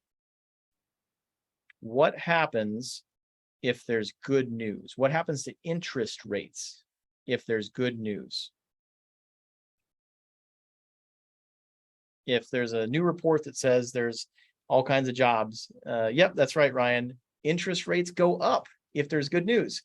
And what happens to interest rates if they go down? If there's shoot, I screwed it up. I was already leading that pretty aggressively anyway. So if there's terrible news, interest rates go down. And this interest rate yield curve here all of a sudden gets a little bit lower, right? It literally changes minute to minute. Like the front page, headline of CNN is 1 million jobs lost. This curve gets lower instantly in seconds. This curve gets lower. And so the stock market, when interest rates go up, the stock market goes down. When interest rates go down, the stock market goes up. And interest rates go up when there's bad news. So bad news leads to high interest rates, leads to low stock market. Does that make sense? It's completely insane, and yet there is a method to its madness. it does seem like there's some sort of social injustice or something that's playing out when oh, everyone has a job, and there's lots of exuberance and consumer sentiment is really favorable, and all of a sudden stocks crash because there's an expectation that rates are going to go up, interest rates are going to go up, and so the stock market's going to go down. The dollar is the strongest it's been in a very long time, and probably will be for some time to come. This is probably going to be this, and the U.S. being kind of the unquestioned leader of the free world. This is going to define the next 20 years of world history. For a moment there, it looked like maybe the U.S. dollar would not be the reserve currency of the world. This has massive impact on our economic outcomes. For example, I'm looking at building an apartment building with modular construction with a modular builder from Canada, because all of a sudden we have like a 25% cost advantage against Canadian currency that we didn't have before. So all of a sudden we're able to afford a higher quality product to build in the United States, because we're able to have a stronger currency to buy with. Or a more naive example, goods coming off the boat from China are now cheaper in US dollars. The price of those things is going down precipitously right now because the Chinese yuan is getting weaker and the dollar is getting stronger right now. So, huge, this has a greater impact on inflation than the Fed interest rate hikes do, is just the dollar being strong there. We talked about how onshoring is happening right now. So in Rochester, Minnesota is what was the largest office building in the entire world for many decades. Is an IBM campus where they did all their iServers, they did the AS400. Some of their most legendary products were engineered and manufactured here in Rochester, Minnesota. And then, starting about 20 years ago, they started offshoring all those things. They sold off their PC business to Lenovo, a Chinese manufacturer. They outsourced their fabrication to Southeast Asia. So they kept doing engineering in this campus in the United States, but they weren't doing the manufacturing anymore. With the CHIPS Act, not a political statement, just an economics thing. There's going to be very positive knock-on consequences of that legislation for decades to come, of onshoring that chip production. It's going to hurt in the short run because all of a sudden our chips are going to be more expensive, but we're going to thank ourselves economically in the long run in really profound ways. There's some really very concrete implications here specific to our industry of residential real estate as well. So there's high inflation right now, right? But in residential real estate, inflation is our friend. If you have like a triple net lease, your rent doesn't go up, every year with a new lease. It typically has escalators. It could be like a 20-year lease. So like your taxes can go up, but your rents don't go up. But in residential rental real estate, your rents go up in concert with inflation. So your loan doesn't go up in value. So your cash flow tends to increase, significantly during times of inflation, and your property tends to appreciate. So inflation is our friend in residential real estate, and rent growth is definitely the biggest driver there. Over time, wage inflation and rent growth are two types of inflation that are very hard to stop. It's very hard to unroll. Just rents go up and they tend to not go down. Like housing values, for example, they can go up and they can go down, but rents don't tend to be on that same kind of roller coaster. Neither do wages.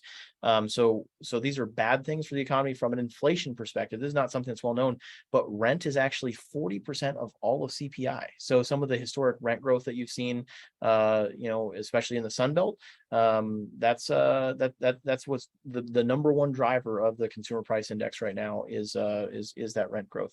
And then of course, as you know, we've seen massive appreciation in the single family, multifamily space. So in our industry, really things have not been bad. It has been a time of harvest, and if you've stored up that harvest and you've planted in spring and worked your heart out through summer and harvested like crazy here in the last couple of years, you've done very well, which Elaine and I and Riley have done. And then we've now pivoted to a period of winter. We were storing up through that time of harvest, doing cash out refinances and just having cash in the bank ready to go. I remember giving you some guidance saying, Riley, don't be in a hurry to buy because a better buy is going to be coming up soon. Yep, you just refinance some properties, and if you go rewind to our earlier community hours, in January, February, March of this year, we said refi now and then hang on to your cash and store up that harvest for winter, because winter's coming and it's going to be a good time to grow. Let's talk about some other really good news. I was meeting with this person last week who is a broker for cargo containers, cargo shipping containers. And he said that, at the peak of the pandemic, it got up to like $20,000 to ship a cargo container from China to the US West Coast. And it was down to $3,000 a few weeks ago. And now spot prices are even touching $2,000 per container. And typically, cheap Chinese manufactured goods, the cost of shipping the container actually exceeds the input cost of the stuff in the container. So you might be paying $20,000 to ship $2,000 worth of goods versus paying $2,000 to ship $2,000 worth of goods. So this has just a massive impact on import prices. So this data here is only good through August. I bet this has actually gone negative, like significantly negative today. This is going to be, in my opinion, one of the number one drivers of inflation. So it really is going to have nothing to do with the Fed hiking interest rate. That's going to be window dressing. It's reductions in import prices because shipping costs have gotten under control finally, as some of the supply chain dislocations have been resolved, and ultimately a strong U.S. dollar means that it's a lot cheaper to import goods, which is where most of the goods in our economy come from. Here's the question that people are always asking. Riley, you alluded to this earlier. Is the next 08 around the corner? Like, when is that collapse going to come? How bad is that collapse going to be? There's not going to be a collapse. Mm-hmm. Some of the other countries, like you've alluded to, we've seen the Scandinavian countries where households are actually meeting, household debt is met 100% of their GDP, but America's on a much better position than everybody else. This is a supply issue. This is not bad debts. These aren't ninja loans. We have a lot more protection now that Fannie Freddie are around and a whole lot more involved than they were previously. Absolutely. So there's some scare, like we've talked about previously. The volume, I think the Economist just wrote from a Zillow metric that year-on-year home sales have declined 20%. Yep. But the actual transactional dollar value of that is only down 0.9% for our market. Yep. So we do have a lot of stability. Yep. There's a lot of uncertainty and fear, but looking at the clean data, you don't have to be fearful about that. Absolutely. So, you all know that houses were on a run, 19% appreciation in 2021. Year to date for 2022, it's a 7.8%. Prices peaked around June. But in the next 2 years, the smart money, I haven't seen a single number prediction anywhere that says prices are going to come down more than 5 or 10%. This is going to be seasonal. It's going to be highly location specific, and it really depends on how bad did prices run during the last 2 years. So here in Minnesota, we're very I don't know what to call it, practically minded people, conservative people, and pragmatic, yeah. So there's not as much of a roller coaster as you see in some of the Sun Belt markets. So if I skip ahead here, actually, this is what inventory looks like year over year from August 2021 to August 2022. And you can see inventory, which is the leading indicator for price. So inventory goes up before price goes down. There's typically like a 3 to 6 month lead time on that, because someone has to like list their house and have it sit on the market for a long time before they actually want to reduce the value. So some of these markets like Texas inventory is up 53%, Florida 53%, Arizona 140%. Nevada 97%, Utah 127%. So yeah, Arizona is the high score there. Minnesota, year over year inventory for August was down 2%. So it's actually lower inventory than this time last year. And you look at some of these other northeastern markets, Illinois down 12%, Wisconsin down 19%. It is economically impossible for there to be a decline in prices if inventory is declining. That's how supply demand works. If there's fewer things for sale, the price of those things does not go down. The price of those things goes up. And it's easy to see. These are the states that were really impacted by COVID. The Sun Belt states, for political and ultimately climate reasons, you could be outdoors and you weren't indoors as much, and you weren't as impacted by the COVID lockdowns. These markets had more in-migration. The Sun Belt markets had more in-migration. It drove kind of radical price increases. So these Sun Belt markets are the ones that's going to be the most impacted by any potential reduction in value. So this is a very regional, local thing. But ultimately, we just don't see prices coming down more than 5% in the next couple of years. It's just there is no dial on our dashboard right now that says it's going to happen. So let's look at some real-time data. I just pulled this report just before the talk here. So this is inventory in Rochester, Minnesota, which is a pretty decent proxy for all of Minnesota. And you saw Minnesota had similar stats to many of those northern states. So this is the most real-time data you can get. Only licensed agents can pull this data. This comes straight from the MLS. And you look at our inventory number there for September. If I remember correctly, we were at 1.7 months of inventory for September. If I went back a year to September of last year, you can see the inventory always spikes during this time of the year. So you still have your inventory left over from the summer listings, but new inventory stops coming online around this time of year. This is why we love to buy, because this is when we can get discounted homes. Usually is when the snow flies. People are like, oh, I don't want to start plowing the snow on the house I don't live in anymore. So they're more aggressive to discount prices. But 1.7 months of inventory now, 1.5 months of inventory last year. So only up 0.2 months of inventory, and 2 months of inventory, or I'm sorry, as 1.9 months of inventory in 2020, and then 2 months of inventory in 2019. So almost no change whatsoever year over year over year in our market. And this is the most up-to-date information. Now, again, looking back at this map here, some of the data looks different for some of these Sunbelt markets. Inventory is way up and prices are going to come down, but in much of the country, prices aren't going to come down at all. They just aren't, because inventory is not going to go anywhere.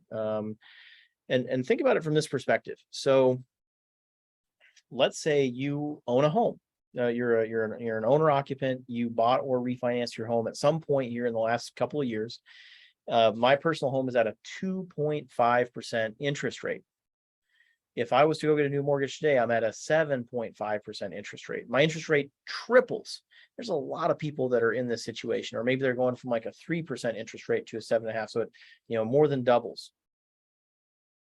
Why would you ever move? Like there would need to be an extraordinary set of incentives for you to move. To get a way better job, you need to get a huge raise to justify the escalation in your housing costs to make that move. You have a change in like your family status, like you have a new baby. You're going to stay in that house you're in, because even if you downsize to a house that's half as expensive as the one you're in, your housing payment is still going to go way up. So the end outcome is, just like Riley had said, transactions are down 20% already. And I think transactions could go down 50% or more. I'm kind of surprised people are still buying, with pushing 8% mortgage rates right now. That's going to get worse. And there's just going to be kind of a freeze in the market. So even though buyers aren't very hungry to buy, sellers aren't very hungry to sell. Remember that sentiment index that we posted? Mm-hmm. Both buyers and sellers think it's a bad time to buy and sell somehow. They both think it's bad. And so there's just going to be a freeze in the market. Transactional volume is going to go down. It's going to be a really bad time to be a licensed real estate agent. If you have to put food on the table with commission income, you're going to be in a bad spot there. But if you are an investor that, wants to look out for their equity in their property, you're probably going to be in good shape. I don't recommend trying to sell that property, but your property is not truly going to be losing a ton of value in that time frame. Let's talk about what happens next. Again, just understanding the seasons. This stuff is not rocket science. I mean, I hope that, we're blasting through some of this information really quickly, but I hope everyone can look at this data. And I think this is pretty understandable data here.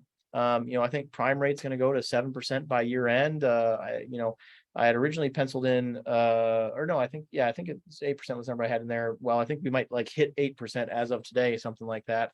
And I think we will eventually get to like a 10% interest rate on conventional mortgages. I think the Fed is going to keep unloading mortgage-backed securities. They bought a bunch of mortgage-backed securities during COVID, and that pushed down rates. Those rates are going to get pushed up by the Fed unloading things from its balance sheet. That's going to have a way bigger impact on things than their changing of the Fed lending rate. And I think the Fed's probably more willing to let mortgage rates on single family homes run and go super high than they are willing to let treasury rates run. Because if mortgage rates run, then homeowners lose and, okay, too bad.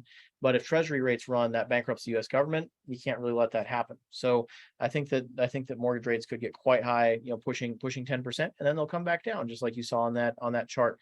Probably going to see smaller changes in 2023. That's an election year, and just the Fed tends to not do as many policy decisions. Then I think we'll get to the end of 2022 of the rate hikes. It'll be 50 or 75 bips at the next meeting, next FOMC meeting, and then maybe 50 or 25 bips at the next meeting after that. And then I think they'll be done for a while. And that's just a question of how long do we go until rates start getting cut. And then we're going to see rates coming down in 2024, as you saw in that yield curve that we put up there. I think inflation is going to come under control in 2023 for none of the reasons that are being talked about on the front page of CNN. You just need to look at that import chart, seeing that import prices are coming down, the strength of the dollar is going up.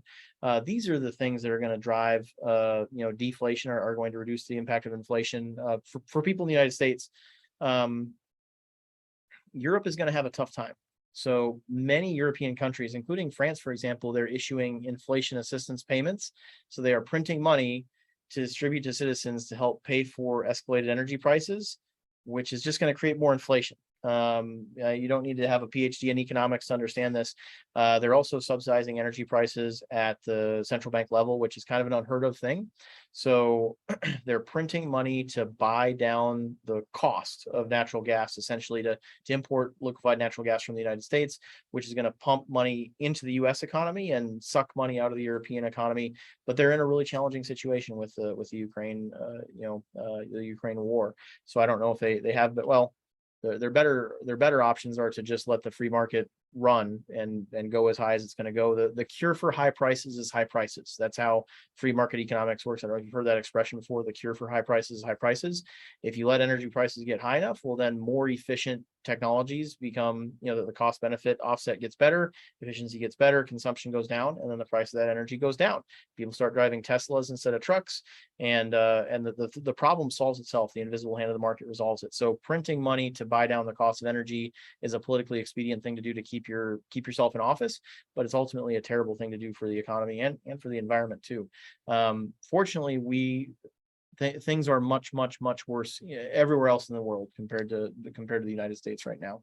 The U.S. is still probably going to lose a million jobs here in the next year, but truthfully, it really needs to. There's a huge disconnect right now in the labor market in the United States. I think I have a slide here of no, maybe that slide got cut, of airline executives are pinch hitting for baggage handlers for the airlines right now. I think we all agree that's a really inefficient use of labor in the economy, right? We don't want to be paying $250,000 a year to someone to handle luggage. And that's just because there's this huge disconnect in the labor market. So it's never good for people to lose their jobs, but it's probably needed. Some jobs probably need to be destroyed to right the kind of gross inefficiencies that exist right now in the labor market. And that situation could persist for quite a while. Here's an interesting thing. So there's going to continue to be a housing shortage. We just closed on our construction loan for Stonehaven Phase 3. We're kind of the last ones in the door, so to speak, for new construction, because we locked our rate back in June. And then we kind of waited as long as we could to close on that construction loan while the cost of construction went down. So really, I don't see any new housing start projects commencing after this time. Just, costs have not come down enough and rates are too high. The numbers don't work. So there's no new supply, but babies are being born every day and demand is continuing to increase. And in our market anyway, it's less than a 3.5% vacancy rate for rentals in our area. Anytime vacancy drops below 5%, rent rates skyrocket. These are just the natural laws of supply and demand. So ironically, interest rates going up is actually going to make housing even more scarce and increase the cost of housing and increase rents, which is actually going to drive up CPI because rents are 40% of CPI. So again, raising rates does not fix this inflation problem. It's actually counterproductive in many ways. Why would we be the crazy people, building new construction at a time when interest rates are high and construction costs are high? What do you think, Riley? Why are we just not very smart and we were really itching to close on that construction loan? Why could that be a good thing?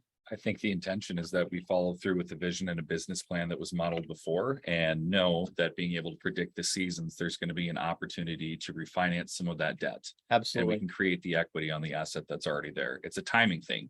Yep. We positioned ourselves and we have the capital set aside because we planned for winter. We can weather this storm until springtime. That's exactly right. We're going to be the only people building. So we're going to get great rates, costs rather. We're getting terrible interest rates, but we're getting great costs on our construction stuff. We're going to be able to refinance that rate at some point in the future. We're not going to be able to repurchase the materials and labor we use to do that construction. And we're going to be the only game in town when that new product comes online and vacancy is going to be low, and we're going to be able to get a premium price for it. So again, you just grow in winter. If you are able to build when no one else is building, you're probably going to be pretty successful there. So there's going to continue to be an epic housing shortage in the United States. That's going to get even more severe. No wave of foreclosures. We talked about that here. We talked a little about how the Fed is probably going to let single family rates run. And then what follows winter? What always follows winter? I feel like we could ask the audience, and I hope that they could all answer with certainty here. That's right. What follows winter? 100% of the time, what follows winter? I'm actually kind of disappointed we're not getting an echo back. Maybe the Spring. Spring. There All we right. go. There we All go. right. That's right. What's spring going to look like? It's going to be a time when interest rates come down. Vacancy remains super low. Construction costs are still kind of low. There's going to be a huge opportunity to refinance our new construction stuff that we've already done, to refinance some of the purchases that we've made at lower purchase prices and higher interest rates, and get that new capital to recycle and do it all over again. So we're all, we're in the springtime of our business right now because we're kind of built to thrive in winter. But we know there will be a springtime for the whole housing economy that's just around the corner. We're probably about 40% of the way through that winter today. So that's what's next.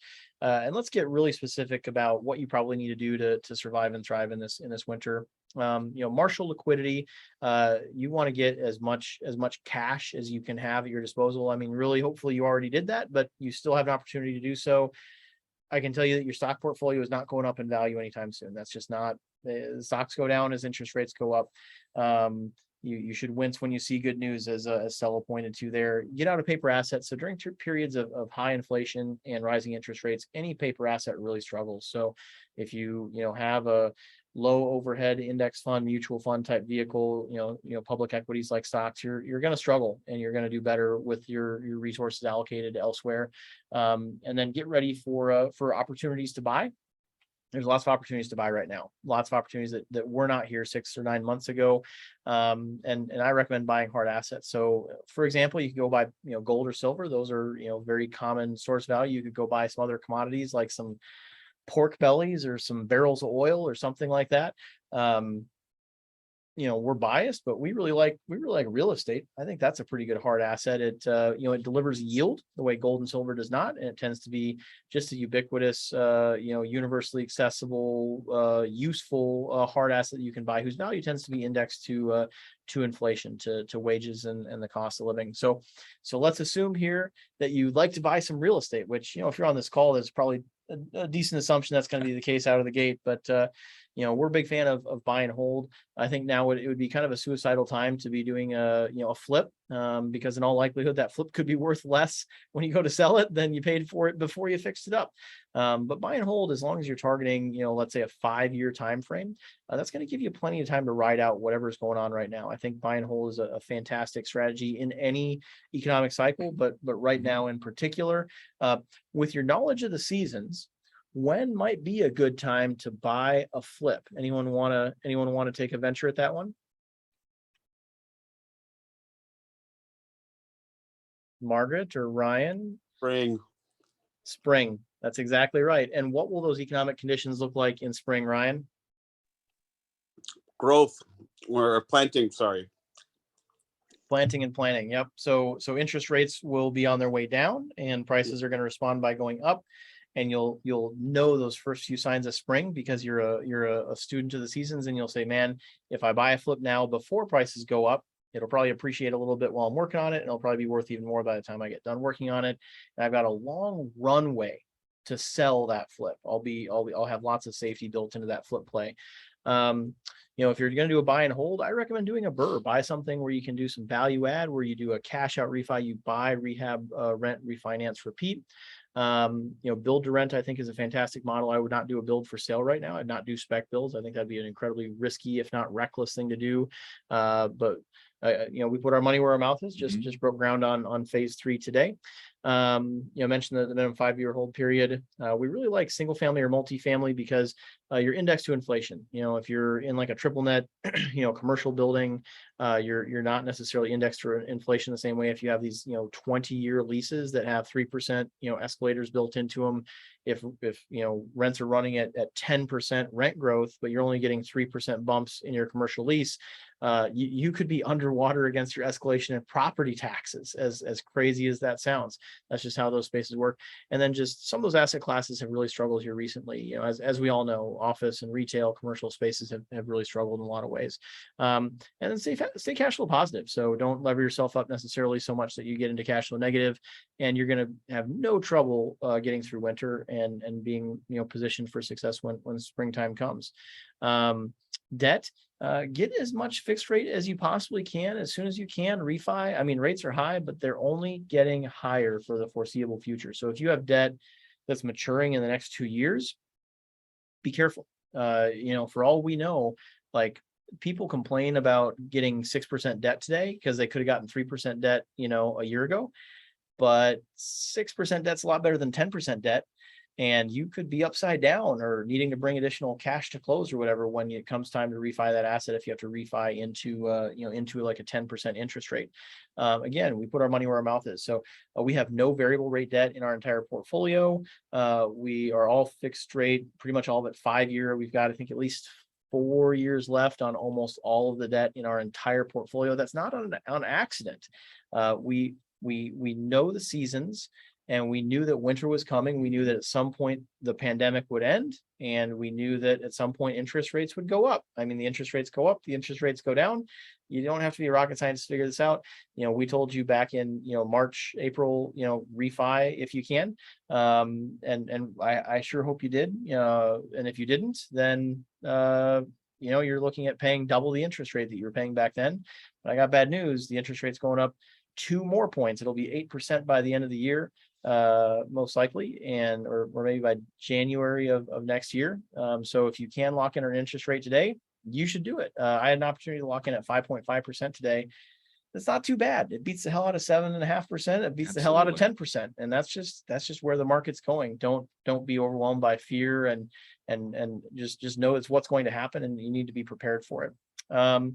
Work with multiple lenders. You're going to see huge discrepancies in lending outcomes as there's more uncertainty and instability in the debt markets. Those markets are starting to destabilize. So the collateralized mortgage-backed security market for multifamily all but collapsed about 3 or 4 months ago. Fortunately, we don't rely on those. I would consider those to be kind of higher risk debt instruments. We use kind of lower risk debt instruments, full recourse loans from regional banks. Those banks are still in it. They're still lending on projects that they're excited about.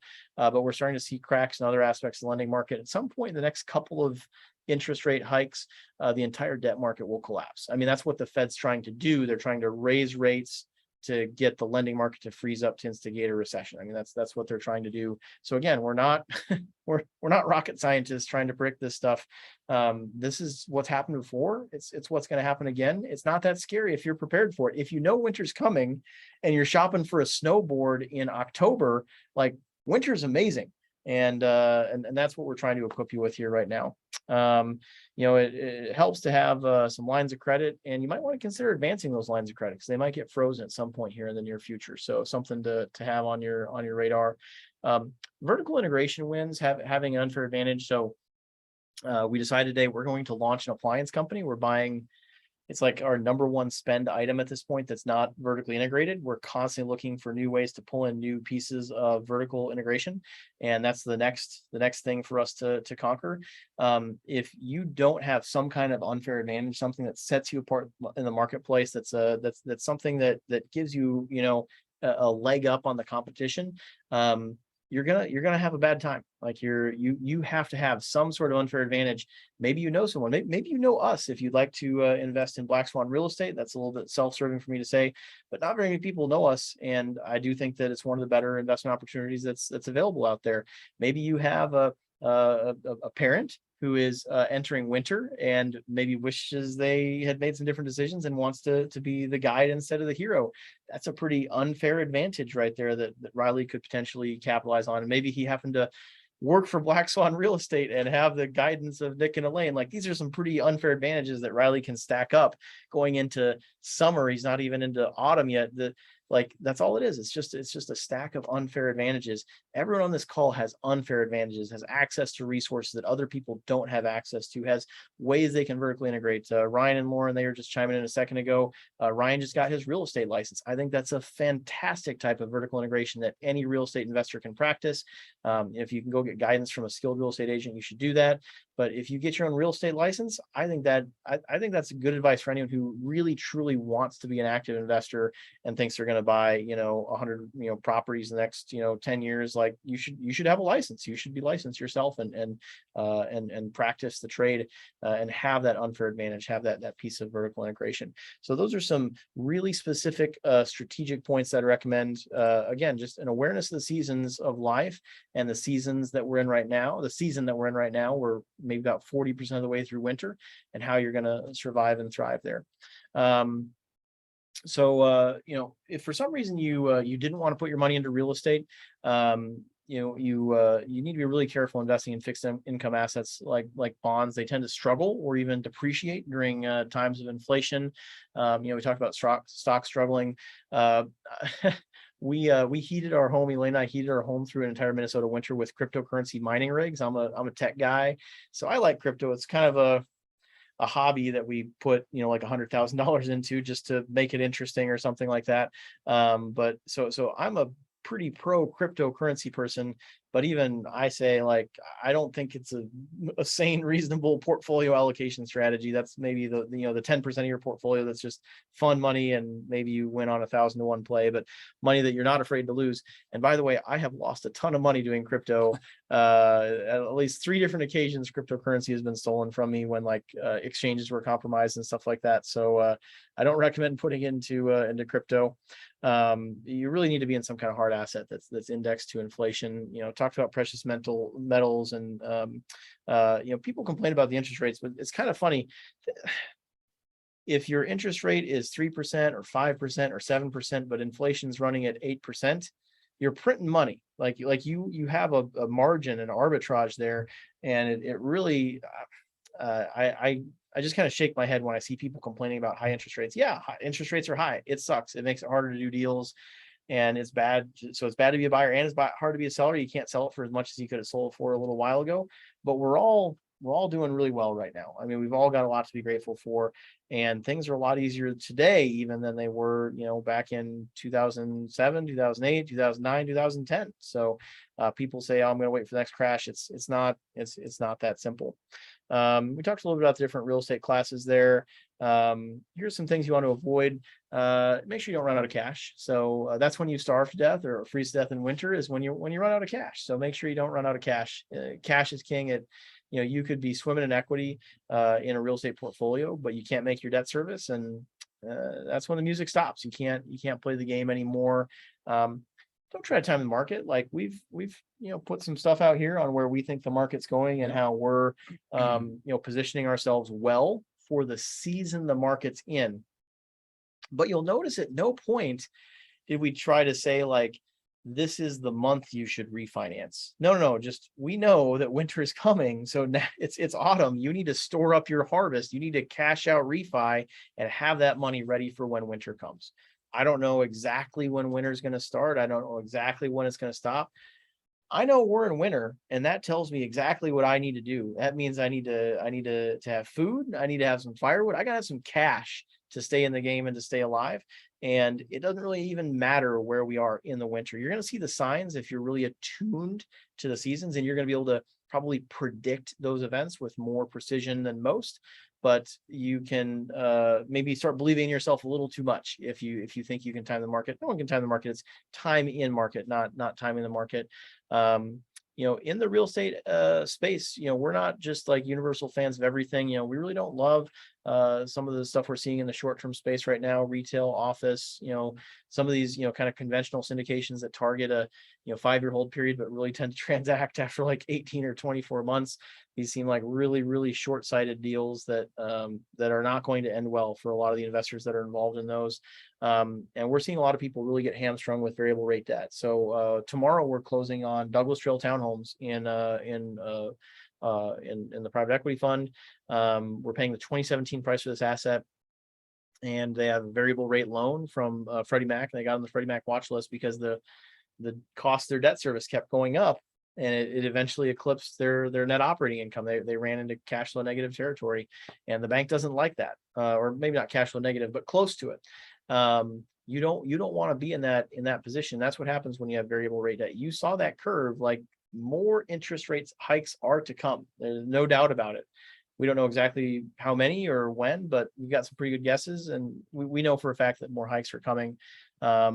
And more than anything, I think it's important that we have certainty for the future, that we're ready to act when spring comes, that we're in fixed rate debt that's not going to leave us of hamstrung when that next season comes.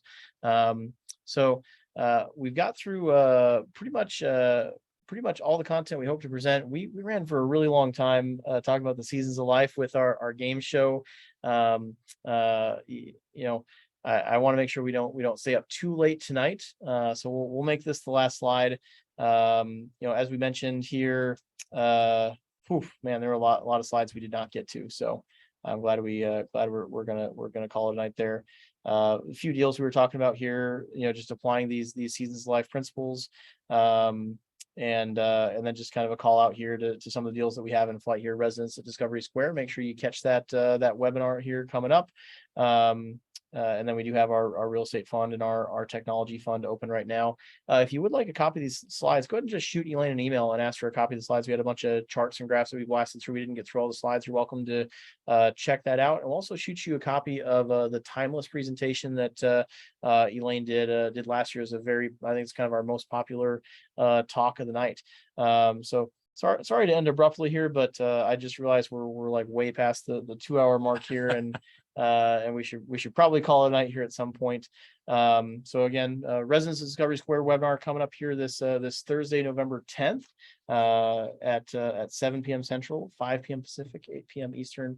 Lots of exciting things going on in the real estate fund right now. We still have that open, so if anyone wants to invest, go ahead and get in. We will be closing that fund here shortly, and could not be more pleased with how our performance has been so far. So we still have a little bit of opportunity left there if anyone would like to get in. Rachel put a link there, I think. Yeah, Black Swan Tech Fund 1 and Black Swan Real Estate Fund 2. So thanks so much, everyone. Hope you enjoyed learning about the seasons of life and how that applies to every aspect of life, your personal life, your professional life, to the economy, to industries, to particular investments. I hope this is a superpower that equips you for success in the world. And thanks so much. You have a good night. Good night.